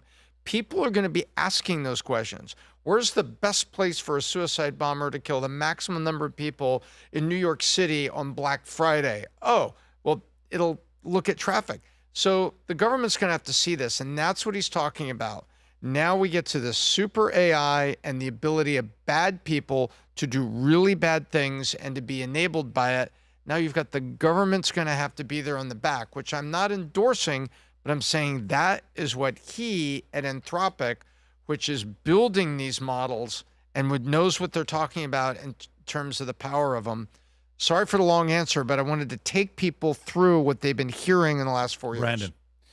Yeah, say 6 years ago, could you have imagined what ChatGPT does right now? Like even the concept of it. No, like we all knew about AI, we knew about technology advancement, but just like the sheer abilities of what ChatGPT or Grok or Gemini could do, never thought that could happen. So yeah, like the craziest thing about it is like the speed of technology, how it goes up at an exponential rate. So don't know what the hell is going to be around the corner. Don't know if we're going to even going to have control over it. Which that's the weird part, is that it gets to the point where the thing starts communicating with each other. Like if you've heard a bunch of stories where the Google or Amazon had to like shut it down because they started talking to each other. So I don't know, just what happens when AI starts talking to each other and deems people inefficient or starts trying to have a mind or a philosophy of its own. I don't know how far away we are from that, but that's the creepy part to me. Brett. Well, all technology kind of starts out clumsy, right? So I think it'll get better, but when the people that make it are warning you, I think you should be listening to what they're saying. I just can't understand why. What's the danger? So I'm going to go read that, because what would be the danger? Like, why do they think, what are they going to, AI going to become to where we're the problem, we're the virus, so it eliminates us? Like, what's Terminator? What's the possibility of AI becoming so super intelligent? In my mind, I'm thinking, well, that just makes life easier. What is it gonna do? Why is it dangerous? Yeah, let me tell you where I'm at with that. If, let's just say, go to the horror that they're selling. Jobs are all gonna be replaced. People are not gonna have jobs. They're not gonna have income. They're not gonna be able to pay bills. Who are their customers? Who buys from them? Do you understand what I'm saying? Yeah. Then who buys from them? By the way, what happens to mankind? What happens to any society when people don't make money, don't have anything to lose, don't have a job, don't have a family? Who loses? Let me ask that question one more time. What happens to any society where people don't own homes, they don't have jobs, they're not having their dreams become a reality, they have nothing to lose? What does that society look like? That's anarchy. If no one has anything to lose, you have the worst of human impulse, and you have who loses? Chaos. Who loses? Everyone. You know who loses? The people of power. Right. That's who loses. So guess what? If they go in this direction where, you lose your customers, you lose your employees, you lose your consumer, you lose your buyer, what the hell are you producing? Who cares what you're producing? You heard the story about Amazon that came out, and they're shutting down their, 21, 23 cashierless stores in California. Oh yeah, the What is the brand name they use for those stores? It's Like not Whole Amazon Foods. Is it Fresh. Whole Foods or is it, which one is it? Amazon Fresh. Amazon Fresh, right? Is this the one that they're closing? Rob, you want to play this clip? Yes. Go for it. Why the change in strategy? Yeah, closing and shuttering what was already a diminishing footprint, right? There are only 14 Go stores. We have one of them, or had one of them here in SF, and 58 Amazon Fresh stores. And as you point out, that real estate gets converted to Whole Foods. This is not Amazon saying that they are done with grocery. Far from it. It was interesting when those headlines hit. Clearly, there's an algo reaction, right? And Amazon pared some of its gain. It's now back up to a 0.6% gain. But Walmart took a leg lower because the commitment from Amazon is very much to grocery in the context of same day, right? They've been focused very much on the online offering and doing those hourly deliveries and slots. But foot traffic's been falling away on these early locations. I don't know if you guys have ever been into stops, an Amazon by the way, Go, just so you guys but know. it's Audio the continues, but the humanless video stops. facility. Rob, if you want to pause it. So, the question then becomes, you're saying, the fears. What are they afraid of? I need to go read this article. Why would you be afraid of what's going to be taking place? Tom, Amazon's move that they're going to, okay, and they're bringing it back to Whole Foods. How much patterns are you noticing of companies realizing, even with, let's just say AI gets so good that you can tell it to create videos and teach XYZ content on videos. You saw what YouTube said. YouTube said, we're not paying you monetization if it's not a human person. July 15th of last year, I think YouTube came out with a new rule that if it's not a human being creating the content, all the, I don't know what word they use, the faceless content that you're creating, we're not paying you AdSense. We want people creating content. More and more companies are going to go to, hey, we kind of need people. We kind of want people. We kind of need you guys to also have jobs. Can we pay you? I actually think this AI thing is going to go this way, and then it's going to go that way. It's going to be like, no, our differentiator is, when you come to our store, we have people. We have human beings. You will not be talking to robots. I think people are going to go that route. This is a different story about Amazon, though, Tom, if you want to give us an update on this story. Amazon, as the analyst said very, very correctly, Amazon is like giving up on groceries. They have Whole Foods, and they have that. And more importantly, if you go into Whole Foods, the locker space has doubled over the last 18 months. And that's the lockers, those Amazon lockers that are on one side of where when we were all growing up, that's where the 50-pound bags of dog food would be stacked up along with charcoal in bags. Well, now you have these lockers where you go up there and you open it, and that's where your Amazon delivery was in one of those lockers. So Whole Foods is alive and well and being well used and exploited by Amazon. They tried to make these Amazon Fresh ghost stores so they could save on labor, because grocery has a very, very tight margin in the first place. Hey, we'll make convenient grocery stores. You walk in with your phone. We'll see that it's your phone, and you can Apple Pay walking out, and it'll just beep. Well, then there were the people with a hoodie and a baseball cap and dark glasses that had no phone on them because they knew the game and walked up, took 5 things, and walked out. Boy, this is easy. So there was shrinkage. So basically, Amazon couldn't make this thing work. They couldn't make Amazon Fresh and the Ghost Store work. So they're closing it and putting all their effort in grocery back into Whole Foods. That's what happened. And so it found out that, human security guards or human people checking out were really helpful to curb shoplifting. Versus a guy walks in, I'll have 2 Red Bulls and that sandwich and walk out. I think we'll scan his phone. They deliberately didn't have phones in their pockets. I think that's what I'm saying. I think the more AI accelerates, the more these big AI companies are going to sit there and saying, we need people.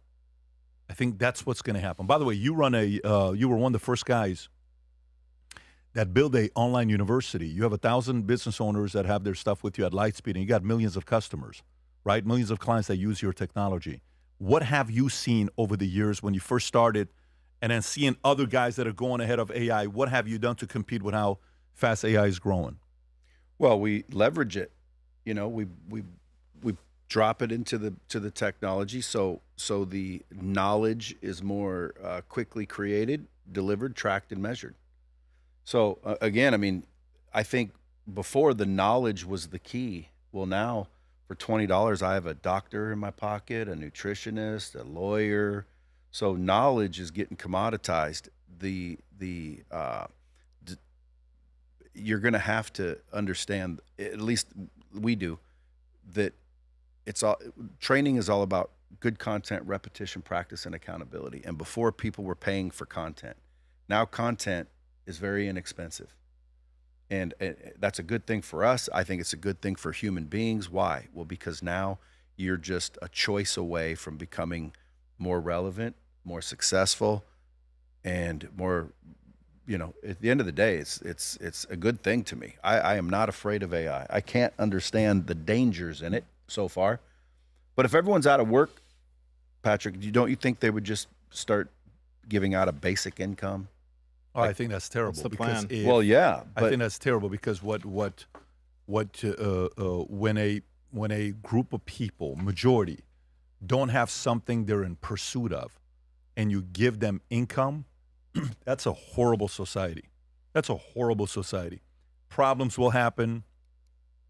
People with time on their hands will start doing horrible things. It'll be catastrophic. That's not a society you want to live in. If people don't have something to do that they're in pursuit of, I do not want to live in that society. I don't want to live in that society. I want to be around other people where you're going after something, you're going after something, you're going after something. Great. Collectively, we have to make sure the city's going to be safe. We have to make sure collectively, you know what? Send us more money. Send us more food. Send us free this. That is a scary, scary society. And by the way, it's been tested. It's not like UBI's never been tested. Alaska tested it. For a minute. Many countries have tested UBI. When Andrew Yang suggested this, I don't know which election it was when he brought this up. Was it 15, 16, or was it? No, I don't think it was 2020 with Biden. I think it was, was it 15, 16, or was it previous to that? Maybe it was 15, 16, something like that. It was 2020? Okay. Oh, sure. It was 2020. So when he introduced this $1,000 a month thing, it was like, yeah, it's a good idea. And it was like a Milton Friedman negative income tax. What did Milton Friedman call it, Rob? Can you type in Milton Friedman negative income tax that he proposed years ago? Negative income tax in his 1962 book, Capitalism and Freedom. People with incomes below a specific level receive supplemental payments, negative taxes from the government, while those above it pay positive taxes. Work incentive, unlike traditional welfare that often reduces benefits dollar for dollar, the negative income tax reduces benefits by only a fraction for every dollar earned. So encouraging recipients to find employment. I think we got to keep the society involved. I think we do. Too much time on your hands is not a good thing. People should start focusing on things that are done with labor, your hands. Because again, I don't see AI replacing your toilet or rewiring Plumbing, your building. Yeah. So I think blue collar is going to become white collar. White collar is going to start working for the blue collar. So either own the business or get good with your hands. Yeah, yeah. Tom likes foremen, so it all depends on what direction you want to go with this. All right, next story. Yale goes tuition free for families making below $200,000 a year income. Yale University is going tuition free for undergraduates, families with incomes under $200,000. Following recent moves by peers, including Harvard University, to broaden access, enhanced financial aid will ensure that students from such families will receive need-based scholarship that meet or exceed the cost of tuition. Yale said in a statement Tuesday the changes will take effect into 2026-2027 academic year, will also eliminate all expected costs for families with typical assets and incomes below $100,000. Brandon, your thoughts? I mean, it's about time, to be honest. Like, Yale has every benefit in the world at its favor. If I'm not mistaken, I don't believe they're required to pay taxes or certain portions of taxes. Like, I'm from New Haven. It takes up the entire city. The entire city's decrepit because of Yale doesn't have to pay taxes to it. So, I mean, the crazy thing is that the vast majority of their money doesn't even come from the tuition. So you would think this would be something that would be floated a long time ago. But instead, you're racking people that their parents make $100,000 a year with $300,000 in debt. So, yeah, no, I think it's great. They still have problems with the way that they take on people. You know, they try to match up the demos to be proportionate with the demographics in society. So you get people of different races getting in with lower or higher GPA requirements. So I don't think that's great. I think that could be like a a blindfold thing where you're not really looking at the gender or the race of somebody. You're still letting them in on merit. So a lot of things to complain about with Yale, but no, I think this is good. I still think, and I think there's more room for improvement too. Tom. So I have a little bit of a contrarian view on this. I'm a little skeptical because Harvard and Princeton did the same thing very, very recently. I was seeing numbers over the last 6 months that Yale, Harvard, Princeton, MIT were taking in a larger percent of foreign students from wealthy families around the world who could pay full boat, meaning full price for everything. Sure. That's number one. Number two, Yale was also lost lawsuit at the federal level on manipulating admissions and being having racial discrimination built into their intentional model. Some people would call it an algorithm. It was intentional. And it was Asian students and families it came from Asian Americans that said, hey, we are being deprioritized and you're doing this wrong. And went all the way to the Supreme Court, Yale lost. And there's another suit that went up halfway and Yale won. But I think that there's a reaction happening in the Ivy League. And I think this is potentially window dressing compared to who is actually paying, because I don't think the Ivy Leagues anytime soon are going to stop the way they've been playing the game. There have been some suits, there have been some tripwires, but I don't think they're stopping. And I think this is a bit of PR compared to what we're seeing on the amount of people they're admitting and what they're paying. Yeah, so it's interesting. If I want to be a devil's advocate and kind of ask the question about the 600,000 students that the president said is coming from China, and I think it was doing an interview with Laura Ingraham, which is like, we don't need 600,000. No, we do need it. We do need the 600,000. No, we don't. It's the 600,000 figure, Rob. Can you pull up to see when they're looking at those numbers coming through? Because if you do the math, what do you want to do the average number on it, Tom? 600,000 times what? Tuition per year. Oh, I can tell you what it is right now. I'm all in at Rice at $90 a year. Stop it, Tom. Tuition and on-campus housing. It's $90K a year. So what average do we want to take? If these 600,000 Chinese students are coming here over the next however many years, it starts the announcement was August of 2025. I don't know when it's going to start. Ivy League average is 67,000, which they publish, but there's another 20 in there for the dorm plan. But give me the average. Are they all going to go to Ivy, or are they going to go to different universities? It's not all Ivy, right? So take the average of all of it. 75. You want to do 75? Damn. It's probably still 60. I don't think you can go to the University of Michigan with the dorm plan in Michigan for less than 60. If you take 600,000 at $50K, do you know how much it is per year to universities? $30 billion in revenue. With the B. If it's 75K, it's $45 billion in revenue per year. Then do that times 4. That's $300 billion going into the college system. So do you think, devil's advocate, saying you sue these schools, you publicly put them in their place, stop doing this BS, ESG, DEI crap that you're doing, stop playing these games you got going on here, get back to education, I don't want to do this woke stuff anymore, and guess what? Pay the fees, pay the fines. On the back end, I'm going to bring you $300 billion over the next 5 to 10 years. Well, Tom, do you know what I'm saying? Yep, I do. So that could. So you're saying that could be the play? I mean, I'm sorry, I'm diluted because $300 billion just doesn't feel like a lot anymore, because that's like one Ukraine payment. But not. It's not a lot of money to you. It's not a lot of money to the government. It's a lot of money going to universities. Is it though? I mean, split up by all the universities? Like, what percentage of it's going to go to the top universities? Probably at least 50% to the top universities. I don't know if it's going to be 50%, but let's say 20%. Okay. What's 20% of $300 billion? $60 billion. Yeah, $60 billion. Still a lot of money. Yeah. $60 billion is still a lot of money over the next few years. Enough to change your entire initiative, though? I don't know if it's an entire initiative. You have to realize the part when I watch where Trump is at with bringing talent in from other places. Like, he put all these restrictions of where people can come from, but he didn't put it on people that are coming from India. Why not? You want to be friends with India. Do you want to be friends with India, or do you want to make sure your big AI technology companies that rely on those engineers coming from IIT, you need that. It is a very technical, sensitive, complicated topic that has people on the same side of the aisle fighting each other on this one topic. Yeah, Make sense? That's a good point. And I don't know what's going to happen with it. I don't know the ideas behind it. Do you have any thoughts on this? Well, I think the value of a higher education is dropping, and I think that's what you see as a result. You know, they have to lower their price. People aren't valuing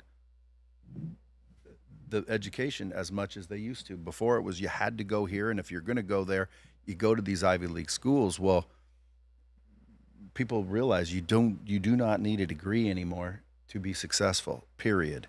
And so they have no choice but to lower their fees. Then they turn it into a PR stunt to act like they're finally trying to help people. They're not trying to help anybody, or they'd change the curriculum, not the pricing.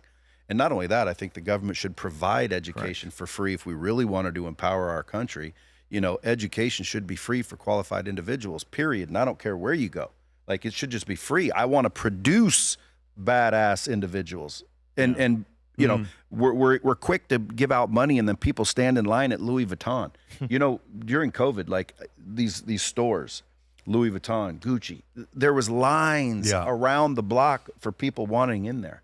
It was ridiculous. So I think Yale and Harvard and any other Ivy League school that is, you know, making a claim that they're starting to try and help those less fortunate, I think that's nonsense. I think it's PR, and I think they realize their value is dropping. Harvard, do you know the program Florida has? What is it called, Tom? Bright Future? Oh, Bright Future, state of Florida. Yeah. Can you unpack that to Brad on how Florida works? So in the state of Florida, if you've lived here for a certain number of years, and your child has a 3.0, 3.2, probably 3.5, and you've been paying property taxes, income taxes, license plate taxes, thank you very much for raising a great child, Brad. You can go to school for free. University of Florida, Florida State, FIU, UCF, any of the schools that state tax dollars go to support under the Bright Futures program, because you've lived here in Florida and you've raised an exemplary student, your education's free for that child. That's pretty impressive. It's called the Bright Futures program in Florida. Yeah, I think it's like a 3.5 GPA and a 1350 SATs. Some number is okay. There it is. What does it say? 16 high school credits with a 3.5 weighted GPA. Weighted GPA. And there's different levels. Academic Scholar, Medallion Scholar covers 75%. But here, there's your rate card. How good did your kid do? You know, the discount starts at 50% and goes up. That's impressive. Yeah, it's not bad. What does this make you think? Like, how do you process this information for a guy that lives in Nevada? Well, I would say, you know, that's why I think Florida's residency is increasing, because, you know, some good policies here. I think it's, again, at the end of the day, a result of everything that's going on. The academic route is no longer necessary to succeed. So again, it's still nice. It's still a checkbox. Your parents still want you to go. But I think if you're going to go to college and pursue a degree, it's either you need it to do the job, or you should really get the value out of it by networking and building relationships. Because at the end of the day, the relationship is more valuable than the education. You're not wrong. I agree. Listen, I'm 47 years old, and I've done okay in business. And my Middle Eastern family still says, but you don't have a college degree. but you know, Mary got a college degree. But you know, Jack got a college degree. When are you going to get your degree? I said, Mom, I'm still trying to figure life out, you know, trying to see if this business stuff's going to work out or not. But maybe one day I'll get my act together in my 80s. And get a college degree. Who knows, Brad? I got to get serious about life is what I need to do. By the way, all kidding aside, if I was governor, I'd do one more thing here, and I would take out 80% of the liberal arts classes, and I would replace it with trade school. I love that idea. So you could go to the, I love that idea. So you want to go? Guess what? And by the way, We're not I would paying for liberal arts degrees. And this is what I would do. Yeah, that's here. You can go learn about heating, agree. air conditioning, and that on the trade side, and take business courses also here at the University of Florida, I like and that. go out and start that business and serve the people of Florida the rest of your life. That's a good point. And by the way, you have 2 trucks today, and if you do it right, pretty Tom, I soon, want to do son, 2 more you'll stories, have 10 Tom. trucks. I love it. Great idea. Were you going to say something? I would just call your parents and tell them how many degrees you now have. Yeah. That's what I do. Yeah. I always say I dropped out of high school. Now I've got several PhDs, several MBAs. They're like, how'd you do it? I just hired them. Yeah. So at the end of the day, you don't need a degree if you can hire them. Yeah. It's great. No, listen, that train left a long time ago for me when I wanted to be a firefighter. And I went to the firefighter, place that we had in Granada Hills. And I said, I want to be fired. They said, there's a 5-year freeze. So, well, listen, it's $52,000 a year. Says there's a 5-year freeze. Anyways, I went and sold insurance. By the time I got accepted to go be a firefighter, I was already making $100+ a year. I said, listen, I don't want to be a firefighter. I'm going to be an insurance guy. Obviously, Do any of the firefighters need life insurance? I would have been a firefighter, Tom. 30 years walking around in L.A. That's right. And driving around on my, working the shifts that they have, which, by the way, to anybody that's a firefighter out there, I have tremendous respect for your job. You are very important to any society. It's a very hard job.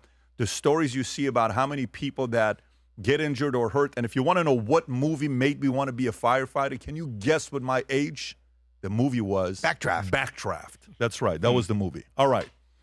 Let me get to these next couple stories. So Netflix, check this out. Senate Antitrust Panel Chair raises concerns over Netflix Warner deal. This is a Wall Street Journal story.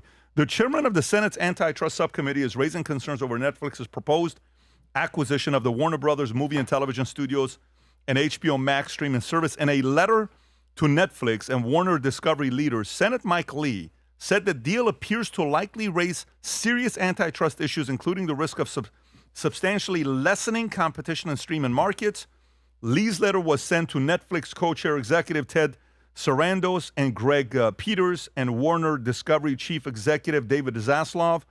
The senator said the deal raises concern with potential abuse of merger review process, particularly if an acquirer obtains competitively sensitive information under the guise of due diligence. Les chairs the Subcommittee of Antitrust, Competition Policy, and Consumer Rights under the Senate Jury Committee. So, Tom, when you're looking at this, they're saying Netflix's deal to acquire Warner Studios and streaming assets. Netflix has agreed to pay $27.75 a share in cash in a deal totaling $72 billion.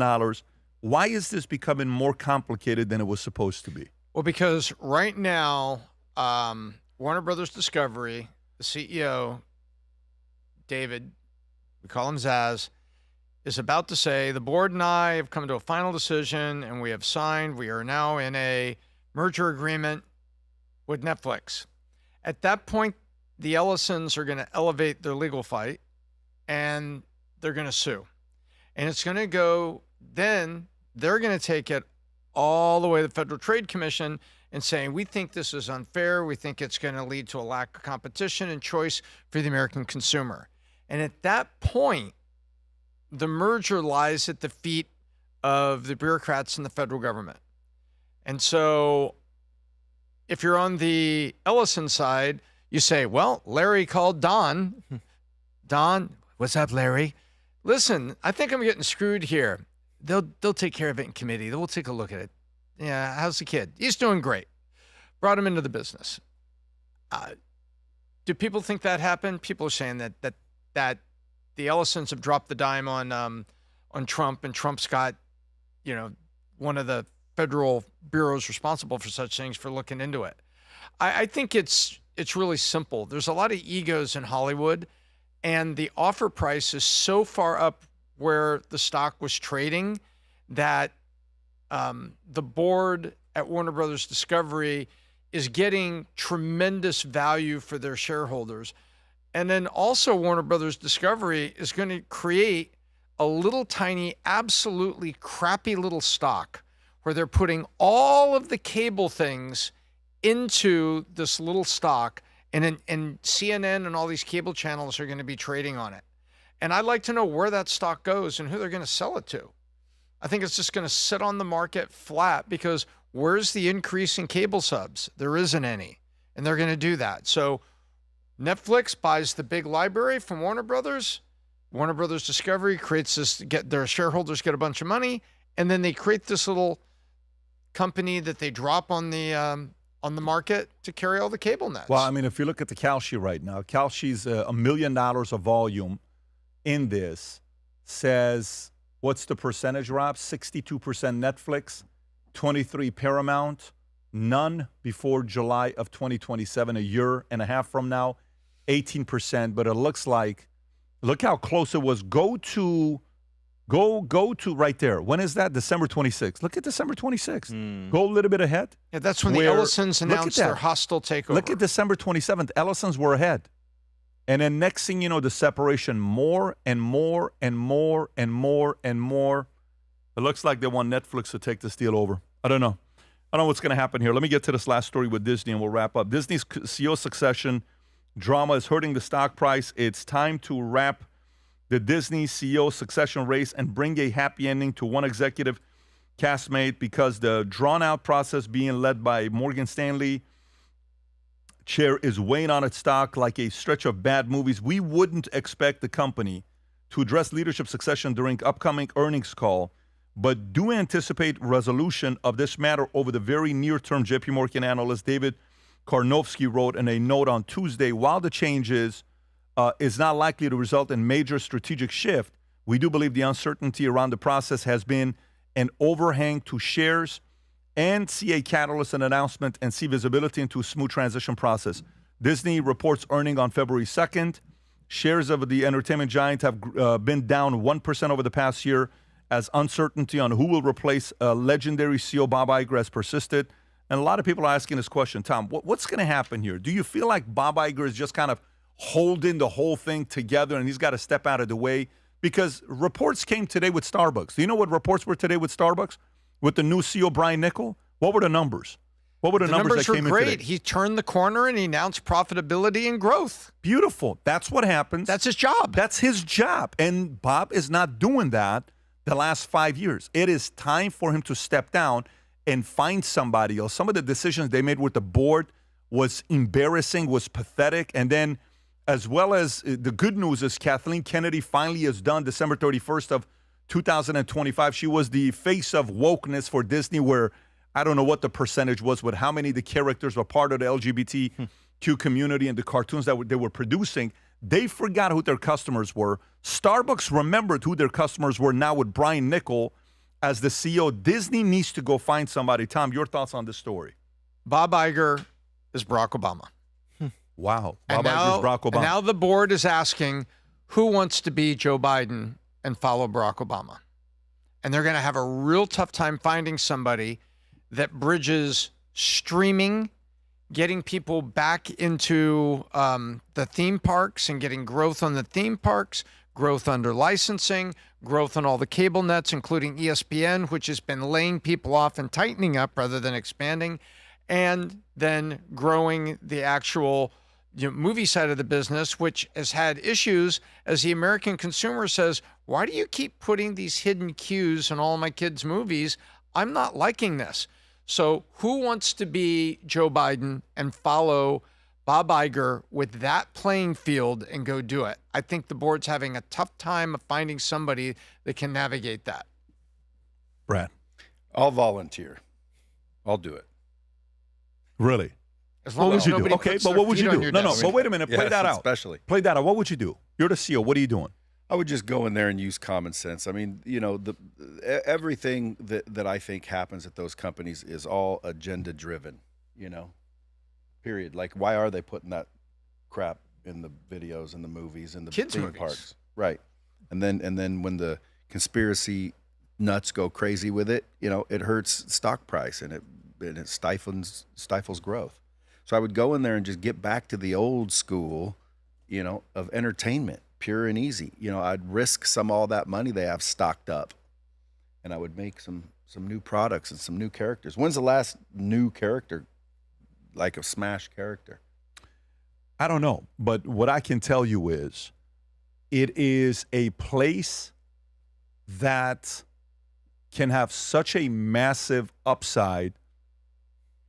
Knowing Bob Iger, Tom, do you think, okay, let me ask you this. Do you think Bob Iger wants a Brian Niccol to come in and crush it at Disney and take it from $200 billion to $1 trillion valuation in the next 5 years? In the celebrity battle of the egos, no. Okay, perfect. So guess what? You think the board wants it? You hope they do. Do you think shareholder want it? Of course they do. Absolutely. Because they're in. So to me, I don't know. I think this is a place where a killer CEO that is in their 40s, late 30s, 40s, early 50s, that has a track record of having some success, who can go in and turn things around, I would be going like this if I'm them. Who are the existing 10 Brian Nichols in a marketplace? 10 Brian Nichols that have already proven success in a different company. I would want to say, hey, I would entertain this. I would entertain wanting to do something like this. I think there's a lot of opportunity and common sense upside. You know how Trump went in and all of a sudden he's like, he's doing tariffs. Why didn't I think of? People are saying, why didn't I think about this? He's going to go Greenland. How come the other president, he's going to go expand? How come he's going to go take the, how come the previous presidents didn't think about it? He's a businessman. That's right. And these other guys are not. So imagine if somebody goes into Disney, there's probably 5, 10, 15 basic things you could do to win the customers over. It's not that complicated to do. Yes, it's a small country. Yes, Disney was worth $388-ish billion 4 years ago or 5 years ago. Yes, they made the mistake with co-CEOs. That never works when you have co-CEOs. Most of the time, it's catastrophic. Someone's got to be the decision maker. Yes, he got in the way of Chapek making it because Iger was pretty much running the company from a distance. But to me, I'd love to see somebody put their name in the hat and say, hey, consider me. I'll come in and do some stuff here.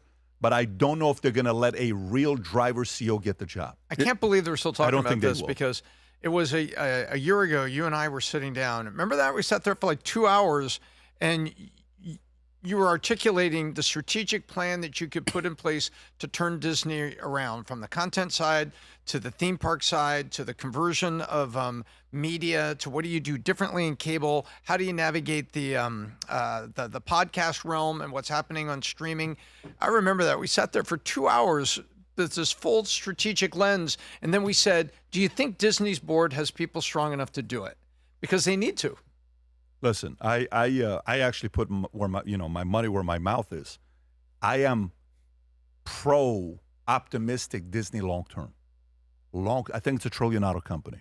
I think it is. I think it's a value-based company that I think has an upside to be $1 trillion. The amount of assets they own, somebody needs to come in that's a businessman to turn that thing around and make it $1 trillion company. Disney, with the right CEO, can be $1 trillion company within 5 years. Within 5 years. Aren't birth rates in decline? 1.58 decline. Yes. Mm-hmm.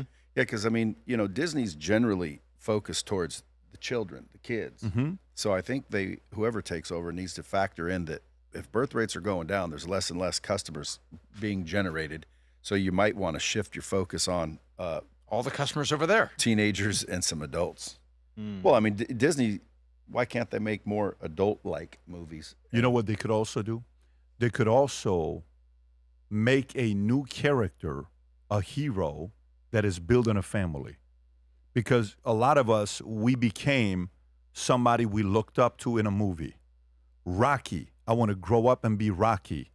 I want to grow up and be Chris Gardner from Pursuit of Happiness, where, what's his name, played in it. I want to grow up to be whoever. Movies have a massive influence on a lot of people running for office. I just said Backdraft earlier of being a firefighter. That was a great movie we were with the NASCAR owners. The ladies like, I like Days of Thunder when Tom Cruise did it because it brought a lot of attention to us, but I wasn't a big fan of Talladega Nights because it made fun of our sport. Remember Talladega Nights with Dear Baby Jesus, when he starts doing Ricky his Bobby and Ricky Will Ferrell. Bobby. Yeah. So movies have power, but the right movies, and they're not using that power that they have. Anyways, Brant, great to have you on. Good seeing you again, as Thanks. usual. It's been fun. Where would you like people to go if they want to learn more about what you're doing? Is it Lightspeed? Yeah, Lightspeed VT or instant.lightspeedvt.com. Beautiful. Can we put both of those links below? Folks, if you want to go learn more about it, go to Lightspeed VT. Watch that video for yourself to see what these folks do at Lightspeed VT. With that being said, Michael Cohen, yes, the Michael Cohen was here yesterday. We did a 2.5-hour podcast together.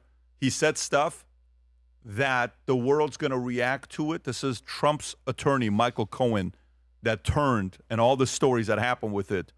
He held nothing back, 2.5 hours. He got very emotional. It'll be released tomorrow morning, Rob, I believe at 9 a.m. Stay tuned. You're going to go crazy. You're going to say, why the hell would Pat do this? The question was also, why the hell would he do this? You'll get the answer to the question tomorrow. Take care, everybody. God bless. Bye-bye, bye-bye.